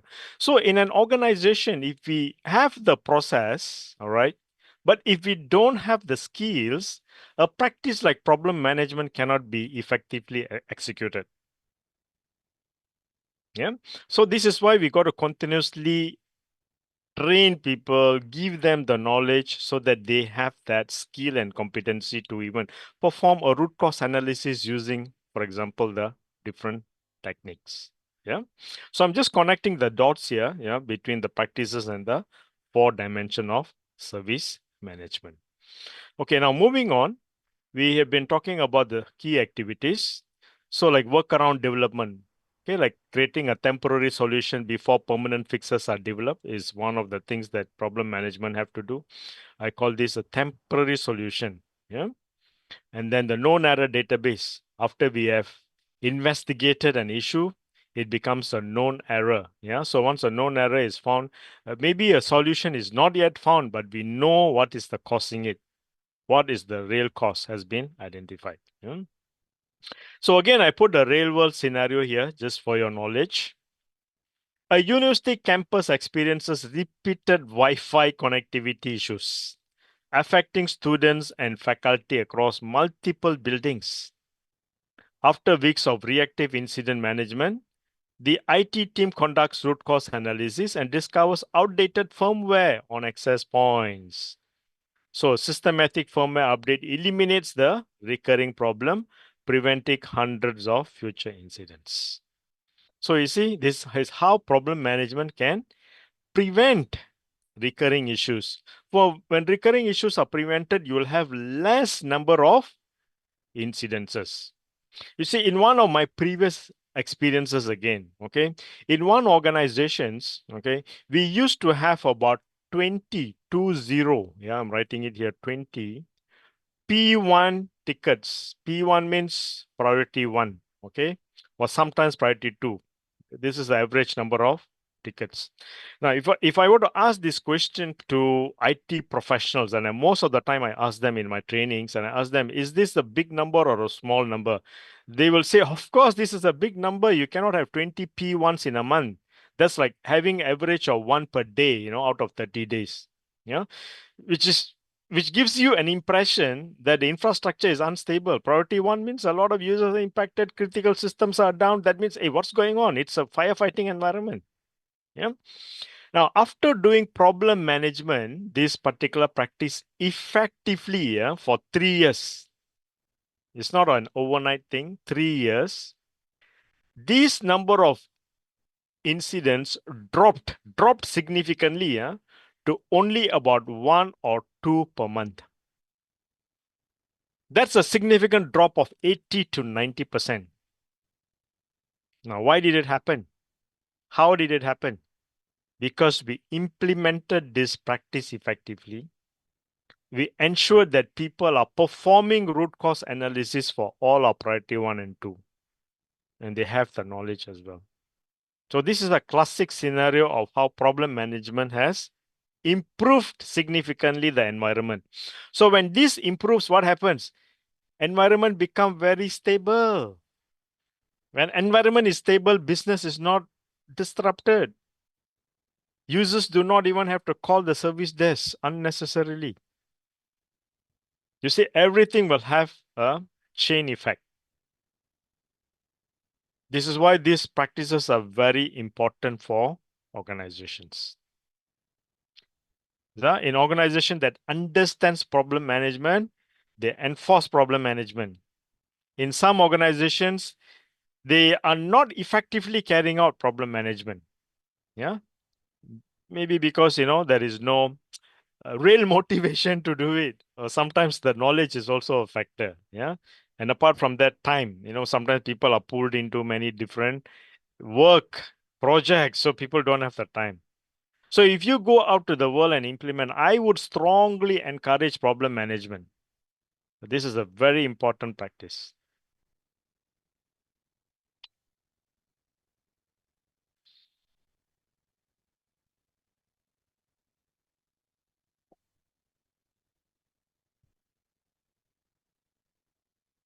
Okay, let's look at change enablement.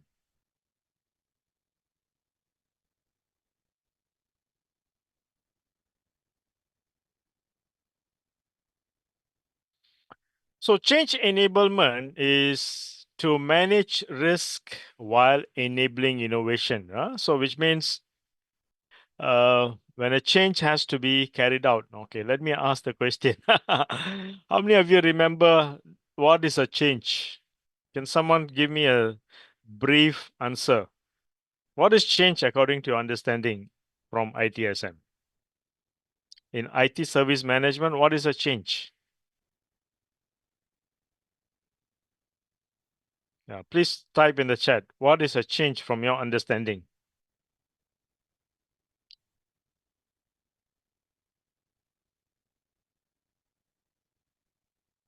What is your understanding? This word change. What does it mean? Yeah, if you know what is change, yeah, put in the chat. Great. Thanks, Adi, again. Change is a modification. Yeah, modification, definitely. Modification is definitely part of change. To make something different. Audika says to make something different. Thanks for the response. What else? What is your understanding? All right. Doesn't matter even if it's not accurate, or doesn't matter even if it's not perfect. It's okay. All right. Disrupting from the normal functioning.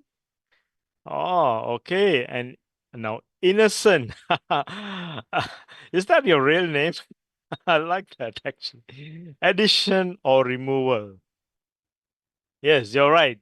So I've got the right answers here coming from two different individuals: addition or removal, and also modification. Thank you for all of you who have responded. Yeah. So change means it's when you add something, all right, or you modify something, like you modify your services, or you remove something, right? Like you remove a hardware, software, application, configuration. You do one of these things, it is a change. Yeah. So this is to ensure that we implement them safely with approval. Okay.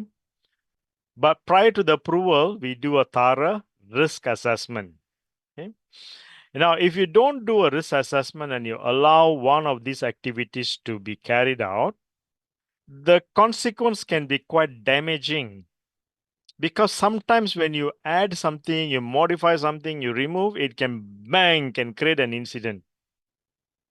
Sometimes it's very difficult to know the dependencies. Is this server connected to another device? is this application running on this system? Now, this can be overcome if we have a complete CMDB. I don't know if you still remember learning this. It's under the configuration management, right? But we are not going to talk about it today. That can be done, okay? But if you don't have a comprehensive CMDB, then it's difficult for you to have an overall picture of what is happening. Yeah. So you got to do a thorough risk assessment, like, asking the right question with the engineer, technician, or sometimes the implementer, yeah, about that particular change. Now, when we look at the type of changes, there are a few type of changes normally, right? Standard changes. These are changes that are usually pre-approved, low-risk changes that can be carried out. For example, a routine password reset, standard software installation, we consider them as standard changes. In ITIL, we call them also pre-approved changes. Why? Because it's low risk, it's less complex, it's repeatable. Yeah. On the other hand, the normal changes are the ones that requires assessment. Each time the change is different. It's not the same change. So you need to assess the change. You need to evaluate the change. You need to ask the right question. And this is usually done by the CAB, Change Advisory Board. But of course, ITIL 4 uses a different term, all right? How many of you remember what is the new term in ITIL 4? ITIL 4 uses the term change authority. Change authority, but the function is the same like a CAB. Yeah? To review before the approval. Yeah? This is normal change. But we also have something called the emergency change. This is usually in urgent cases. Like, there is a critical incident, or maybe like security vulnerability. Suddenly there's a malware, or maybe there's, some ransomware, whatever that's causing issues that you need to put in a fix, right? And in that cases, the approval has to be expedited. Yeah. Now, this is what typically happens in a change, right? To authorize the change and also to schedule them, right? Usually for normal changes, we need to put this into a change calendar so that everybody is aware when these changes are taking place. Yeah?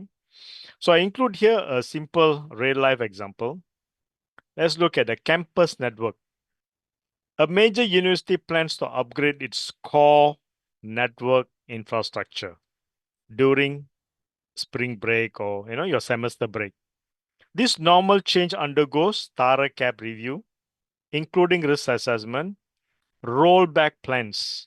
Okay, sometimes we refer to this as backout plans, or ITIL uses a term called remediation plans. Yeah, and also communicating the strategies and testing protocols. So the structured approach prevents potential campus-wide outage. You see, if they don't properly plan this, what will happen if they roll out this new network and suddenly there is some issues? It can affect students, it can affect lecturers, academics, staffs of the university in a large campus environment. Yeah? So it has to be properly evaluated in order to prevent such major outages. When a change is properly done, it goes out smoothly. Yeah. See, a lot of times the changes are rushed into, without proper assessment. Like just 2 weeks ago, I was talking to one client and I was training that group. One of the major issues that they have is that, they rush into the changes. They go ahead and perform the change and then realize the change is not successful. And the head of the ITSM has got a lot of concern. So she told me, Tony, please ensure that the team who attends the training get this knowledge in their head. We don't want them to like rush into changes. They have to properly assess the change, because if they don't assess the change properly and the change fail, it creates an incident. You see, a failed change can create an incident, and this incident can then affect customer satisfaction and customer experience.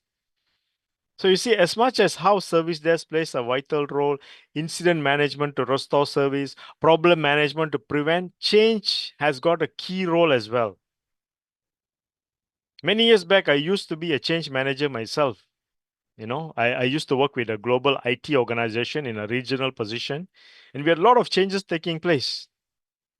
I have to ensure that, all changes are reported to us in the CAP. We evaluate before we give them the approval. If we don't, then it's going to cause a major havoc to the organization. So that is on the change part. Yeah. Now the service level management part. Okay. So service level management is used to measure the metrics, measure the performance metrics. Yeah. So there are two agreements here I'd like you to take note of. One is called the SLA. So the SLA is actually a commitment between IT and the business. So the IT department commits to the business units, business divisions. Maybe like, for example, like in a campus, you have an IT. The IT department maybe commits to a school, a particular school, a faculty. Oh, this is the service level that we can give you, maybe in terms of your network or your student system, LMS or whatever. Yeah. Like 30 minutes response time for a priority to incidents. Then we have the OLA. This is an agreement. This is an internal agreement between IT teams specifying support responsibilities and handoff procedure. This is like between team A and team B, between service desk and network team, between service desk and desktop, between service desk and maybe server team. This is an internal agreement. So these are the two type of agreements that we have. Okay.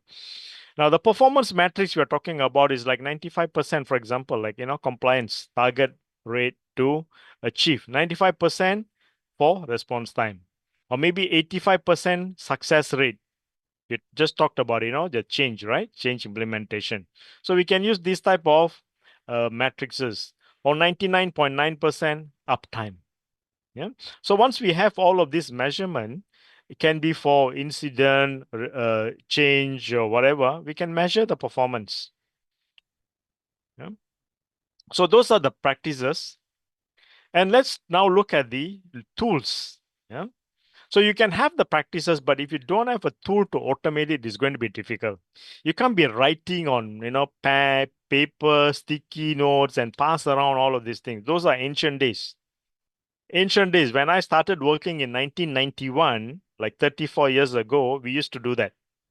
We write things on sticky paper, yellow sticky note. Do you all know what is the yellow sticky note? Maybe some of you are using it, some of you may not. It's something like this, right? You write on a sticky paper and then you pass around the incident and the customer details. Gone are the days. Now everything has to be automated.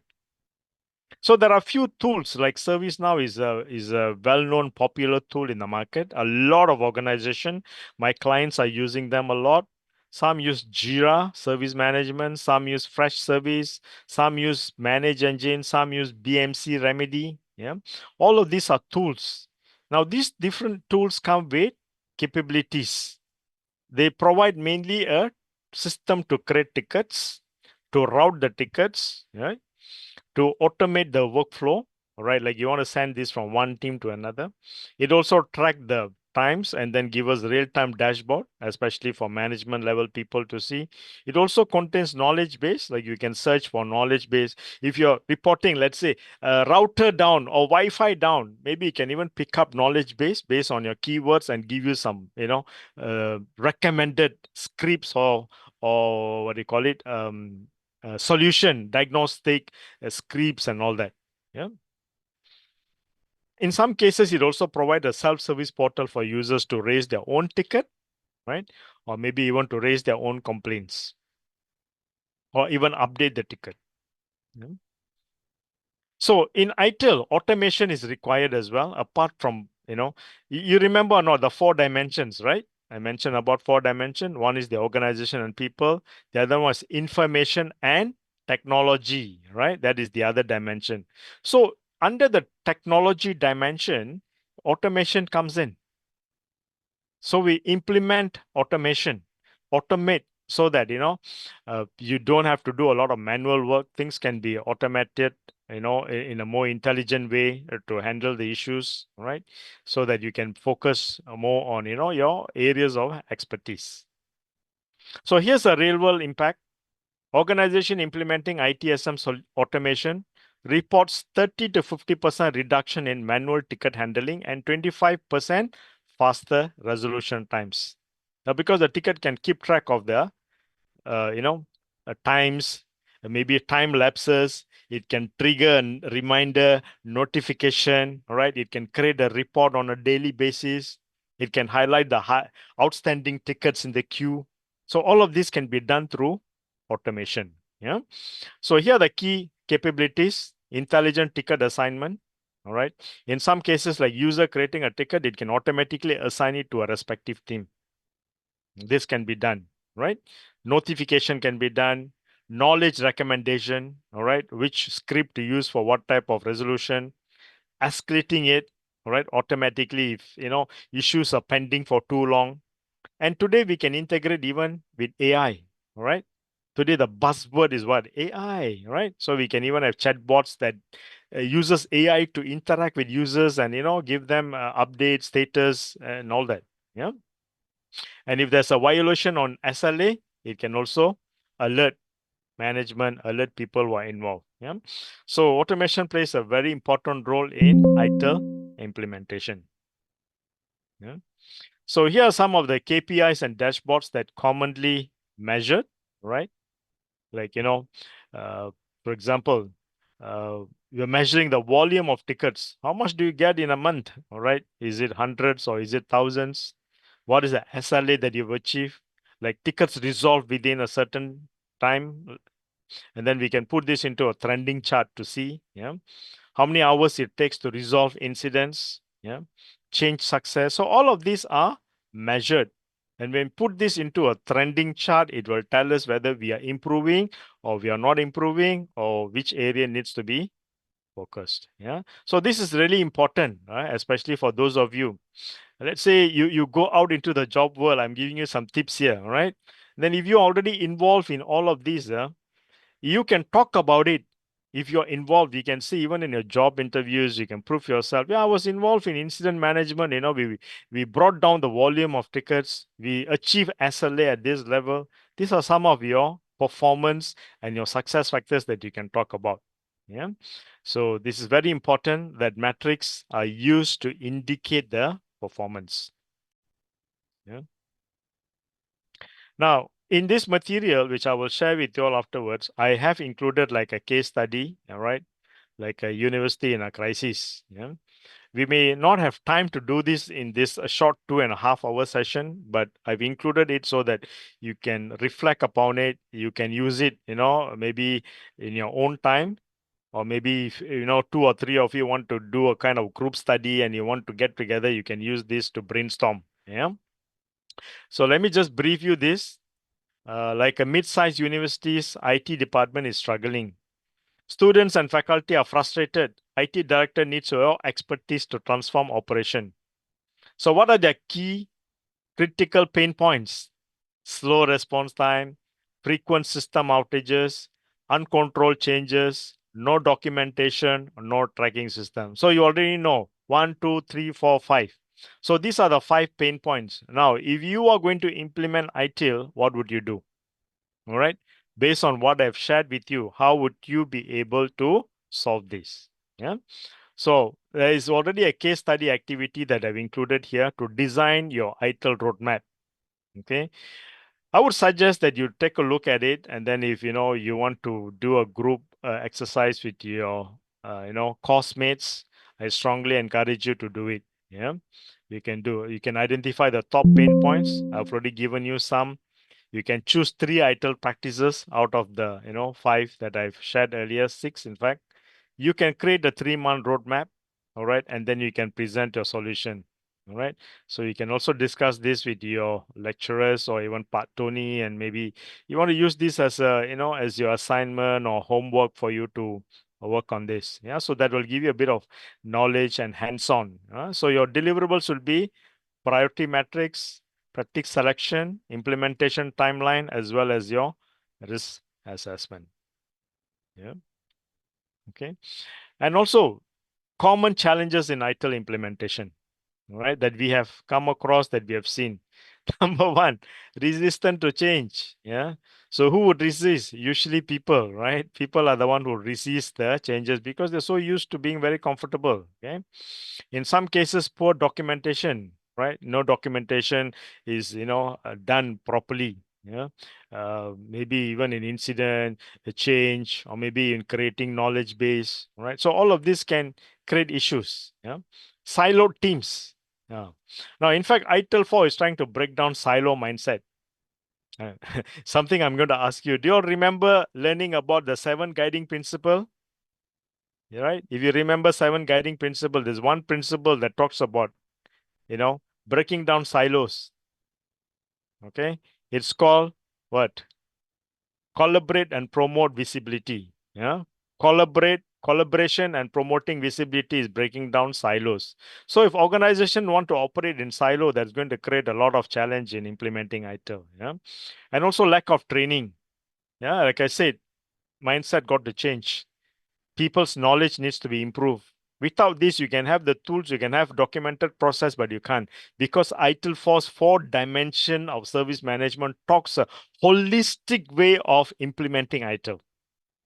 It has to be holistic, yeah, which means it has to be balanced. Yeah. Okay. And also underestimating the effort. Leaders expect ITIL to like magically change, but sometimes it cannot. It may take a long time. Like in my own experience, we have said 6 months, it dragged on to 1 year. You said 1 year, it drags to 2 years. This has happened because organization keeps shifting their, milestones, and because they are faced with many different challenges in a real world. Yeah. And also some have the tool first mentality. Yeah. So buying software doesn't fix broken process. They just go and select a tool and buy it, but not necessarily fix everything. Yeah. Because your process design must come before tool selection. Yeah, so this is very important. So here's a real world insight. Studies show that 70% of ITIL implementation face significant resistance. Success requires equal focus on people, process, and technology, not just tools. Everything in a balanced way. Yeah, so from a 4 dimension perspective. Okay, so we are almost coming to the end here. So this is what I've covered so far in terms of ITIL. Implementing ITIL, and I believe all the things that I've shared has increased your knowledge today. Let me open this time for question if you have any questions. Has anybody got any questions? Oh, thank you so much. This is from Mohammad Jeffrey. I'm very inspired by the topic of enthusiastic beginner with a foundational understanding of ITIL and have great inspiration in this field. My questions are, what is main step or investments that I should prioritize from the very beginning of my career to reach expert level? Okay, that's your first question. Second, are there any specific small projects or program I can create to demonstrate my understanding, convince a company in the recruitment process? Okay, let's tackle one question at a time. First question, what is the main step or investment that I should prioritize from the very beginning of my career to reach expert level? Well, you see, your ITIL qualifications are offered by PeopleCert. If you go to PeopleCert website, you can see you got to start from foundation level. So from foundation level, they provide you different tracks. Like, you got a strategic leadership track, you got, a specialist track. So you can choose different tracks depending on your job role that you're taking and your ambitions. Yeah. And then you can move up. Right. So the many exams that you need to take in order for you to reach the highest level, and it's really a journey. It's typically a journey. Yeah. So it depends on how much time you're going to commit and take. Definitely the path is available. With your dedication and your motivation, you can definitely achieve it. That is number one. Investment wise, well, you got to go and check on all the different exams got different prices. All right, so that's just exam and then the training as well. So combining all of this, uh, could cost you a substantial amount. All right, a substantial amount. You go to the website and check, it give you indication. For example, off the mind, one intermediate exam can cost you about $700. So imagine you got to do 5 to 6 exams, how much of investment you need. Yeah, you can work that out.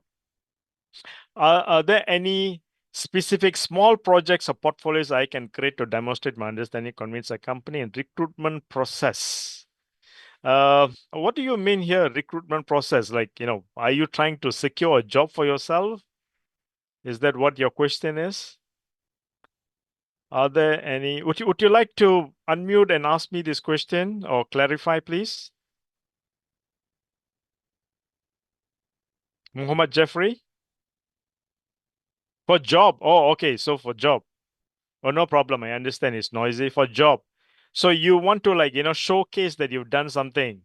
Ah, okay. Maybe you can start talking to some, small organization. Of course, when you're at a very beginning level, you can talk to small organization, people that your friends who trust you. And maybe one idea is that, if you're starting fresh, maybe it's a good idea to tag along with someone who's experienced, right? So that you can learn from your mentor at the same time, it raises your credibility. I would suggest that. Yeah. And then you can have some, use cases and testimonial to talk about, right? Okay, are there any other questions from anyone? If not, I would like to test your knowledge. There are three students. Oh, Price three. hand. Okay. 3 students. Ah, okay. Oh, that was the only question that I'm seeing in the chat. No, raise hand. Oh, Raise raise hand. hand. Oh, sorry, I missed that. Okay, here. Who are those? Innocent M home. Yes. What is your question, please? Thank you. My question is, what would you recommend for an organization that is trying to start adopting ITIL, especially in an African context? What are the steps you'd recommend for them to?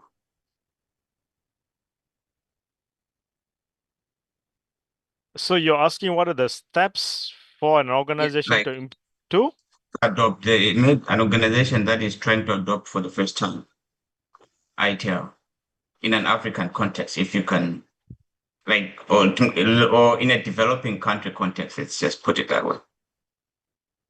Well, like what I've shared with you earlier, the steps that I've shared in the implementation typically applies to all organization, regardless of which country they are from, because organizations function almost the same way.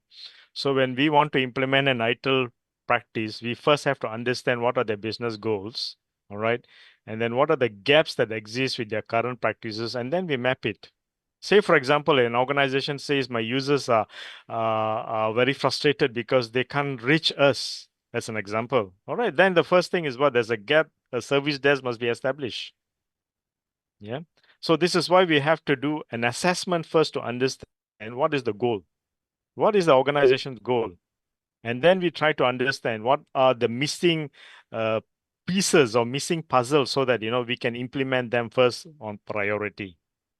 So whether it's in Africa, whether it's in Asia, whether it's in Europe or US, it's the same method that has been used across because when we're implementing it's almost the same. Just that tweaking here and there a little bit to suit your culture and your organization needs may vary a little, but generally the steps are the same.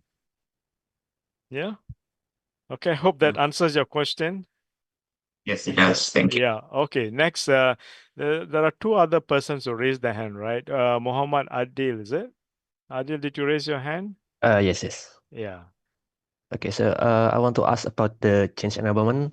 Let's say we already choose someone that for a specific person to become a change authority for emergencies. But let's say what happen if we cannot contact them? Let's say if they go to sleep and then or something happened to them. Can can we as an operational team like fix the problem first without giving more information to the change authorities, or we should just wait the guy that the guy that have the authorization to come back but watch the let's say system burn, something like that.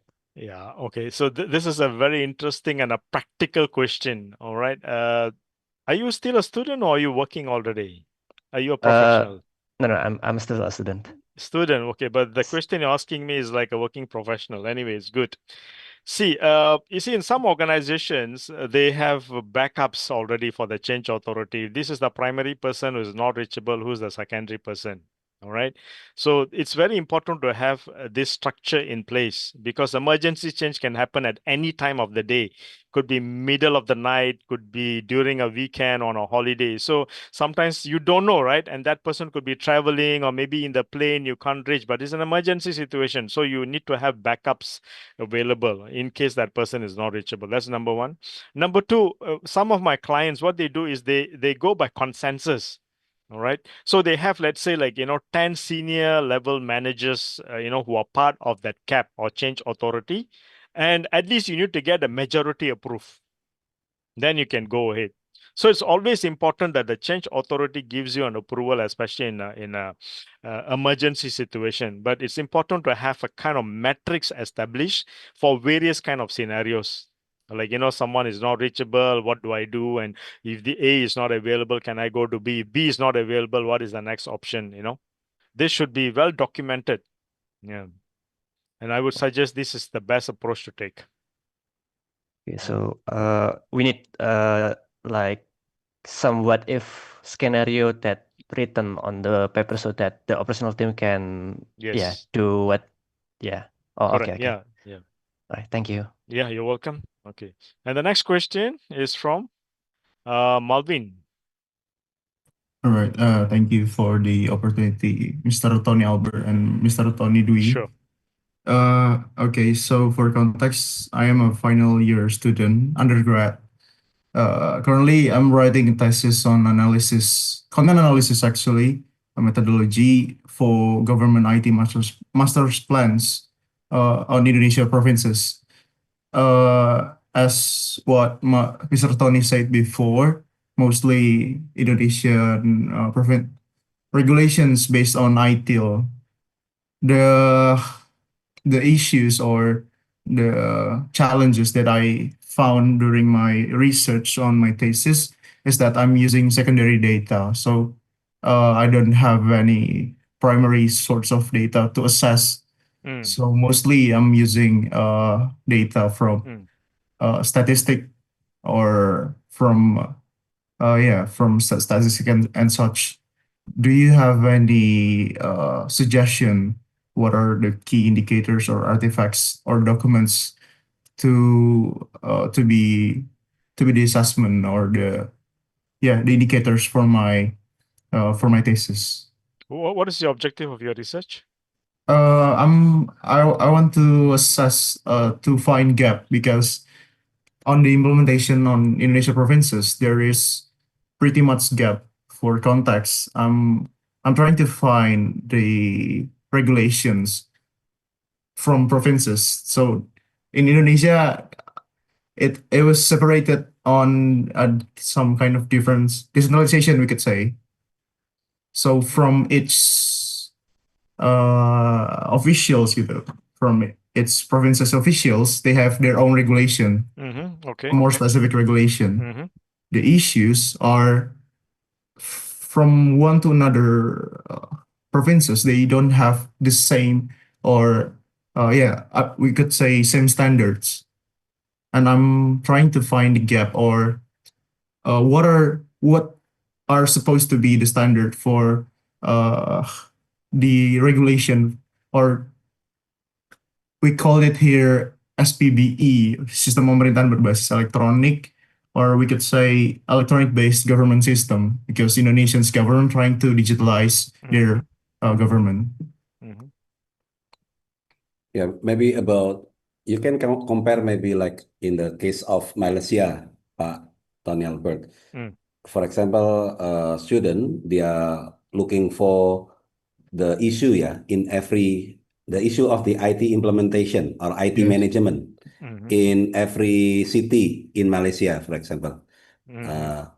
Is there any report or official report can be found like in Malaysia, or is it like just document belong to consultant or belong to local authorities, or how can we know? How can we know the issue? How can we know their standard have been implemented in one city to another city, something like that?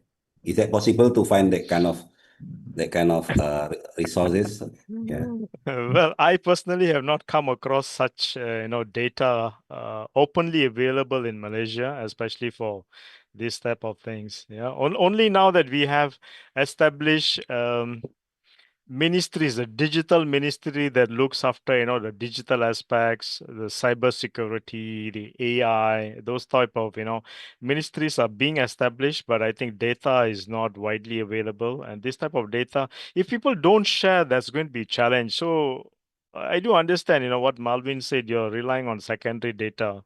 If you want primary data, then you have to reach out to this organization, and whether they are open to share or not, willingness to share. Some people, they think it's proprietary knowledge. You share this may end up in competitors' hand. It may be a disadvantage for them.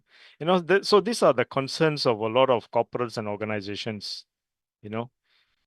So I do understand the challenges, but I don't have a right answer to that. Maybe we have to start, looking at, maybe we're going to do more, see if there's other research papers written by other authors somewhere else in other parts of the world. Maybe you can emulate, the research strategies and how they came up with the thesis findings. Yeah, so that's my take of it, based on what I have learned and what I've known. Yeah, but we are still learning and discovering new things.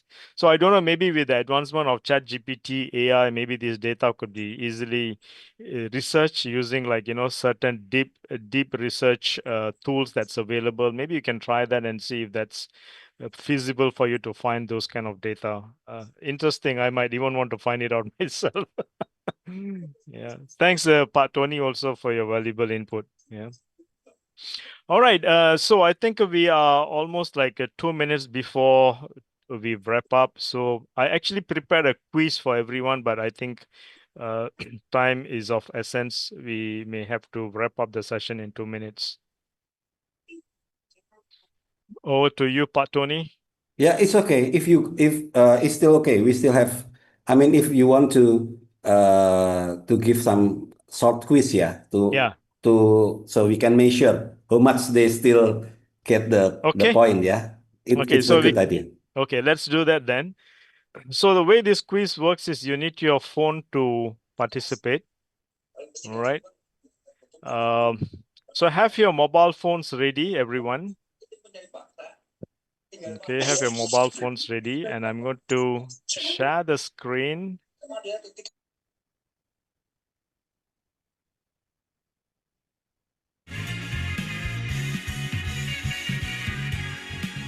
All right, so this is your QR code to scan on your phones.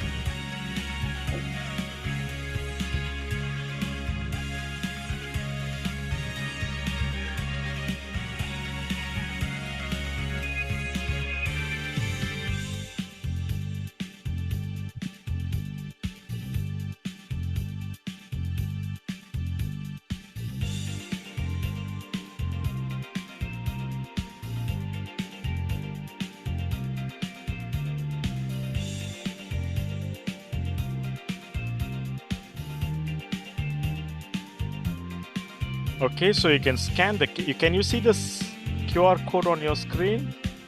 You can, right? So you can scan this using your phone, and then you can join the quiz. See if you can join. Game not found. Wait a minute. Oops. Let's try that. Hold on, please. Yeah.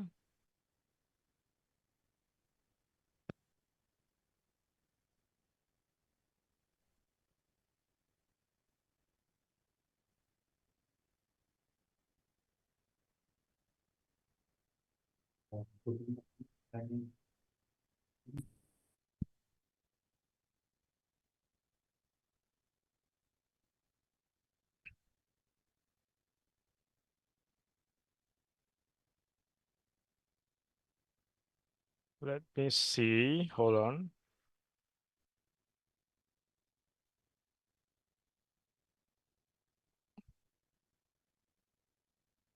Aki Danaswara. What about this one?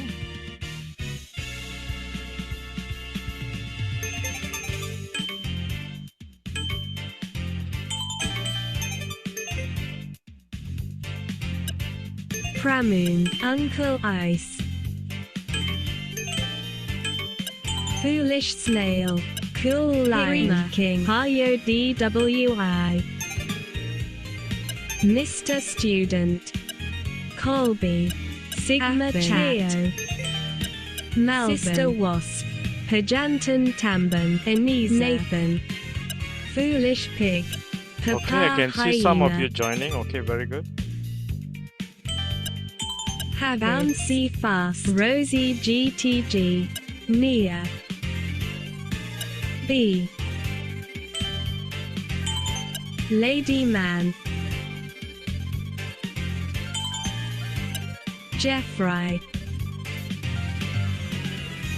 Tom M, NJG, 77, King of Surabaya, 67,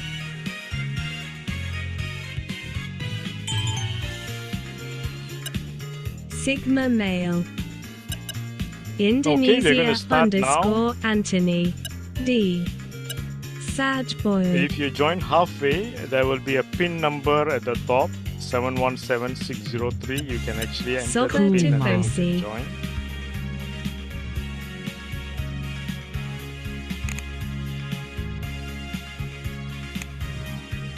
Okay, so we already have some users, some participants joining. Nye, Let's nye, start nye. the game.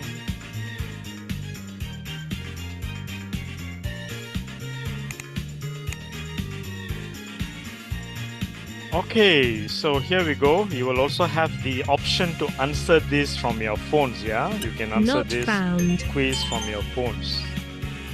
Okay, so we have about 40 players now. Captain Okay, let's start. Cactus,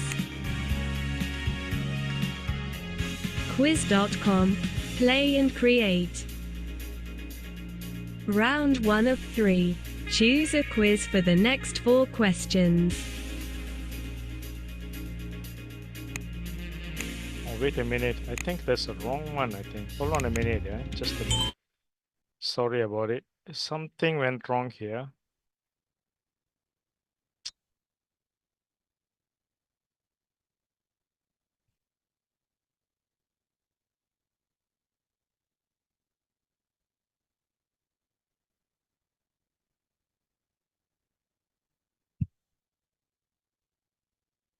I'm so sorry. I think it was a different code here.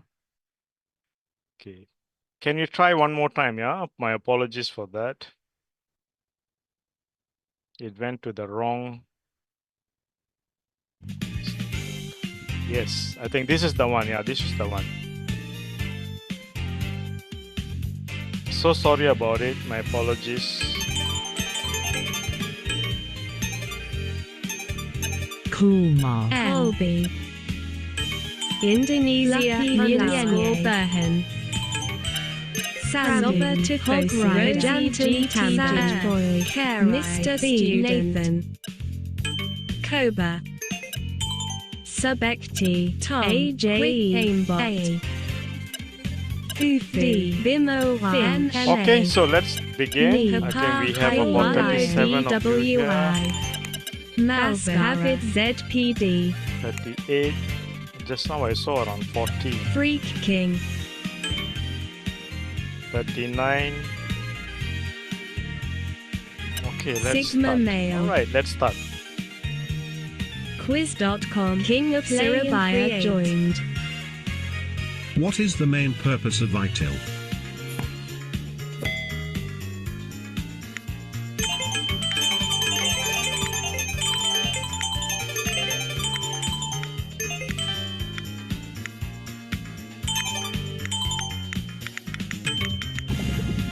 To improve service quality and consistency.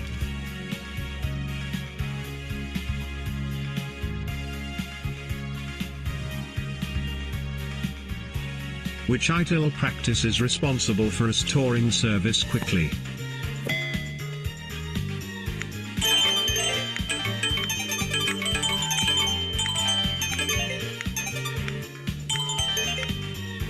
Burju Hari Anja joined.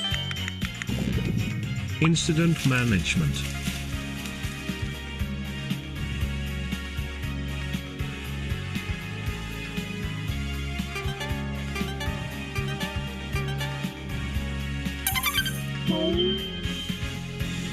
Fluffy Queen joined. What is the service desk's primary role?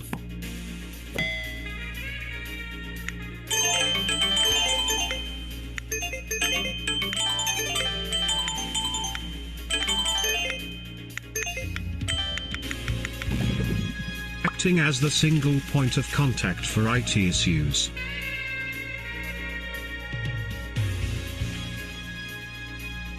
Indonesia_Anthony joined.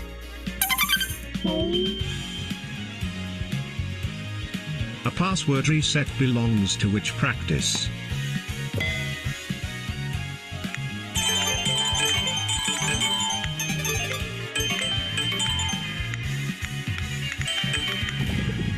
Service request management.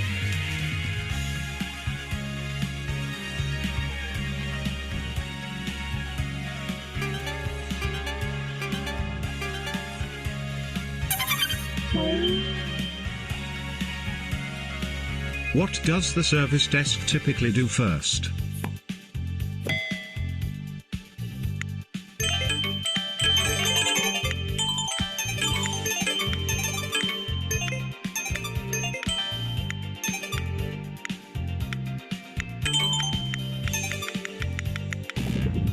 Log and triage the ticket.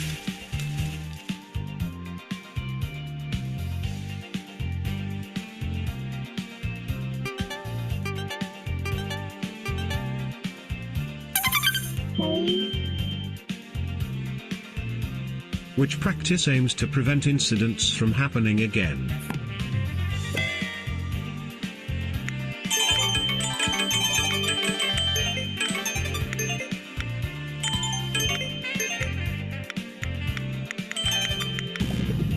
Problem management.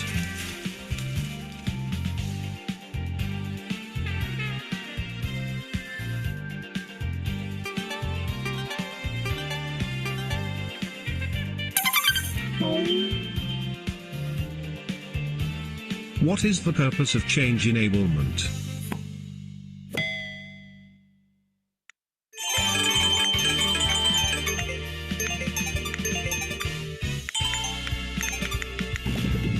To ensure changes are safe and approved. Fluffy Queen joined.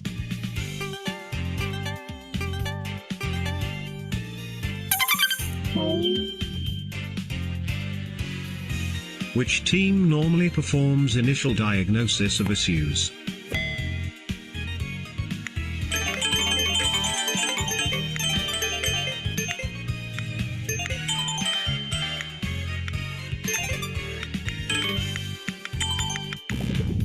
Service desk, level 1.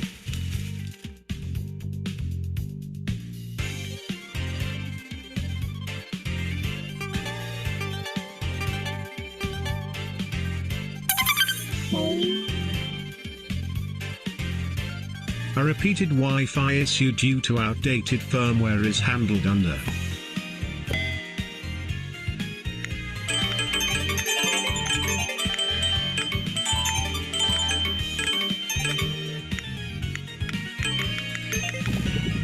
problem management.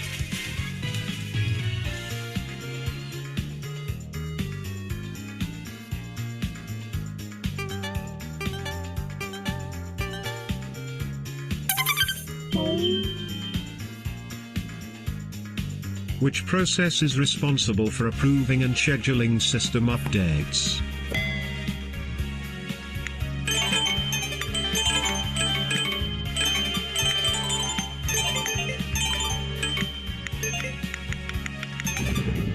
Change enablement.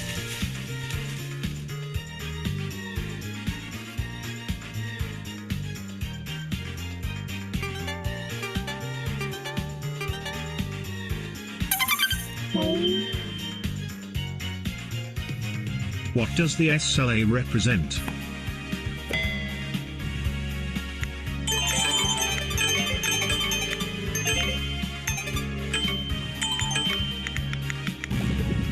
Agreement between IT and the business on service levels.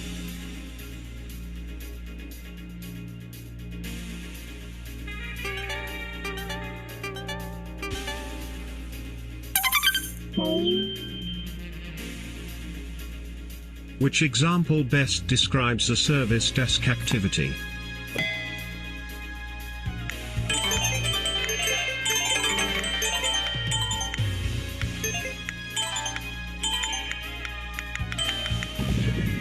Communicating outage updates to users.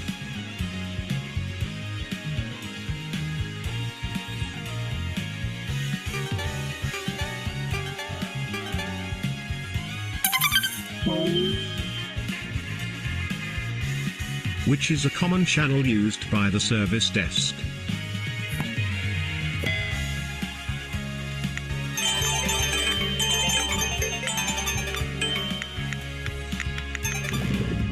Phone and email support portals.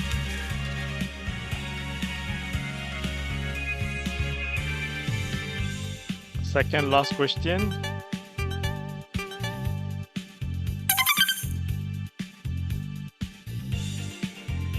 Final question. Double points. A major incident in a university could be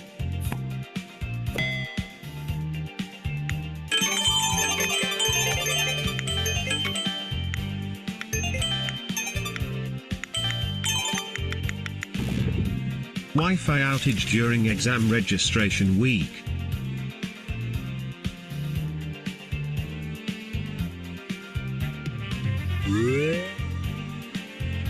Okay, Third so place, we can see the Haryo winners. DWI. Second place, Nyanyenye. And the winner is Melvin. Winner. Marvin, congratulations! Congratulations! Well done! Cool. Wow. Many of you got this answered correctly. Yeah, so that means you have been following up on the session. You've been attentive. You have paid a lot of attention. That's why you could answer those questions. Yeah. Very good. So congratulations to the winners and to all who participated. Yeah, wonderful. Did you enjoy the quizzes? Did you enjoy the quiz? Did you enjoy the quiz? Can you put this into the chat if you did enjoy? Did you learn? Yeah. Nice, nice. Awesome. Great. Yes, awesome. Very amusing. It's a way to test our knowledge as well, right? So hope you all learn. It's okay to make mistake. We learn from mistake. That's part of learning. Yeah. In learning, I always say it's okay to make mistake. Important, we learn from the mistake. Then we reinforce the knowledge into our head, into our brains. Yeah. Wonderful. Thank you. So we're almost at the end, and let me just before we do a closure and hand over to Pak Tony for the closing remark. Right. So you've already asked me questions already. Thank you. But if you ever have questions, you can also, email me your questions. And I also want to give you this course material. How many of you would like to have this material? If you want these materials, put a yes in the chat. How many of you would like to have a copy of this material? Yes, yes, perfect. All right. If you like this material, I'm going to give it to you in the chat. Let me share this file. Then you can download it here in the chat. Just give me a sec. I'm going to. Okay. So prepare this as a handout. It's in a PDF file, so you can download it and refer to this, at your convenience. And as you can see on the screen, if you have any question, you can link in me and ask questions. As I always tell my students who come for my sessions, I love answering questions. I love supporting you. And especially for those of you who are still students and you're going to graduate, I love to support you. I love to encourage you as you go out to the world, to the real world to work. And if you have any questions, just feel free to drop me an email or just ask me on LinkedIn. I'm more than happy to answer the question. And for those lecturers who are here from different organizations, different universities, I also welcome your question and answer if you would like to ask. I'm more than happy to support you. Just drop me an email. My email address is on the last part of this material. If you click on the email or question, you can actually open up my email address. Or if you would like to be connected on LinkedIn, I'm always there available. Or if you don't know how to reach me, please reach out to Pak Tony Susanto. He knows how to reach me. He's been a good friend of mine for more than a decade. We will always be in touch. So you can come to me through him, not an issue as well. All right. So whatever, you can always refer back to Pak Tony Susanto. He's there to support and guide everyone. Yeah. So with that, I really want to thank the university, all right, ITS, and especially Pak Tony for giving me this wonderful opportunity to share my knowledge with all the students, with all the lecturers, professionals in this group. Yeah, so thank you very much, Pak. Thank you very much, all the students and everyone for participating in this awesome session. Yeah, so over to you, Pak Tony. Thank you so Yeah. much. Thank you. Thank you so much, Pak Tony Albert. Recording So stopped. it's wonderful, yeah, wonderful session. Because I found many participants, not just the ITS student, but also I found many lecturer, Pak Tony Albert, from many information system department in Indonesia joining with us, and also practitioners from government, non-government organization. And we have explained in the previous before, yeah, especially my student, that we need not just one time, yeah, to study something, including the IT service management. It's not enough, yeah, to study one time, because sometimes it's just open up our knowledge, yeah, our not just awareness. We need to read again, and then to connect with our own context, with our own experience. And then trust me, it will take maybe 5 times, 6 times maybe, to read the material, to connect with our experience or other case.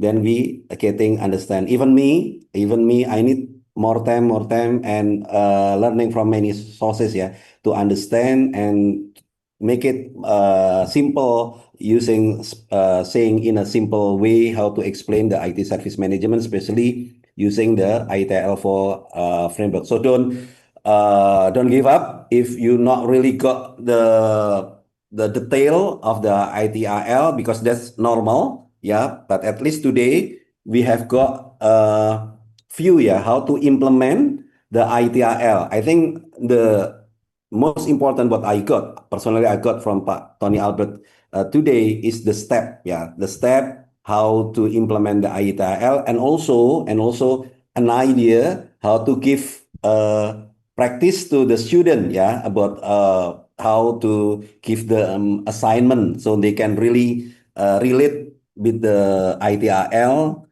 Because based on my experience, if the lecturer didn't give the assignment or didn't give a small project, yeah, to implement the concept, it's not really clear and not really stick on there. And Totally. something that it remind me in the past when I first time learning from Pak Tony Albert in Malaysia, yeah, I still remember how he teach me about practicing how to implement the process of incident management. I still remember here You how remember. to create the flow chart of the incident management, and it still stick on my mind now. It still stick on my mind. That's how I learned about the ITIL in the beginning, and then I'm still curious to study more about the next version. So again, thank you so much. Please give applause to Pak Tony Albert. Really amazing, and we still connect with Pak Tony Albert. Inshallah, now I'm trying arranging appointment with Pak Tony Albert for the next opportunity. Yeah, maybe I'm thinking about the event with ISINDO, Yeah. Association for Information System Sure. of Indonesia. Yeah, we will have a national meeting.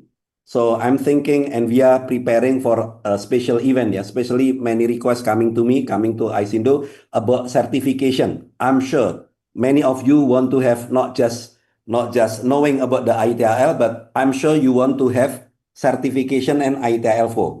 If you come to other places, maybe expensive, yeah. But I'm thinking how to manage if we got many participants joining with us, yeah, in a certain place in Indonesia. Maybe we can, I don't know, I can talk to Pak Tony Albert or to surely. how to manage that thing so we can arrange something that affordable for you.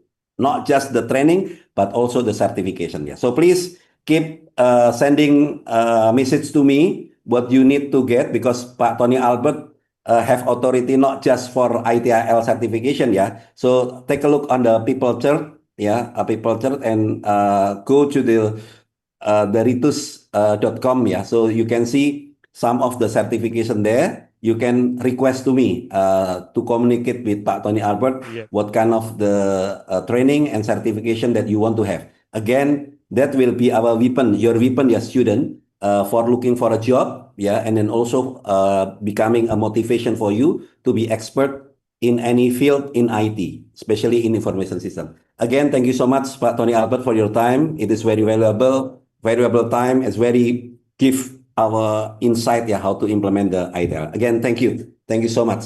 Thanks to you and everyone as well, Pak Tony Susanto. Terima kasih. Okay, thank you. So I'm closing, yeah. I close this lecture, yeah, guys. So I will again in the group. I will send you another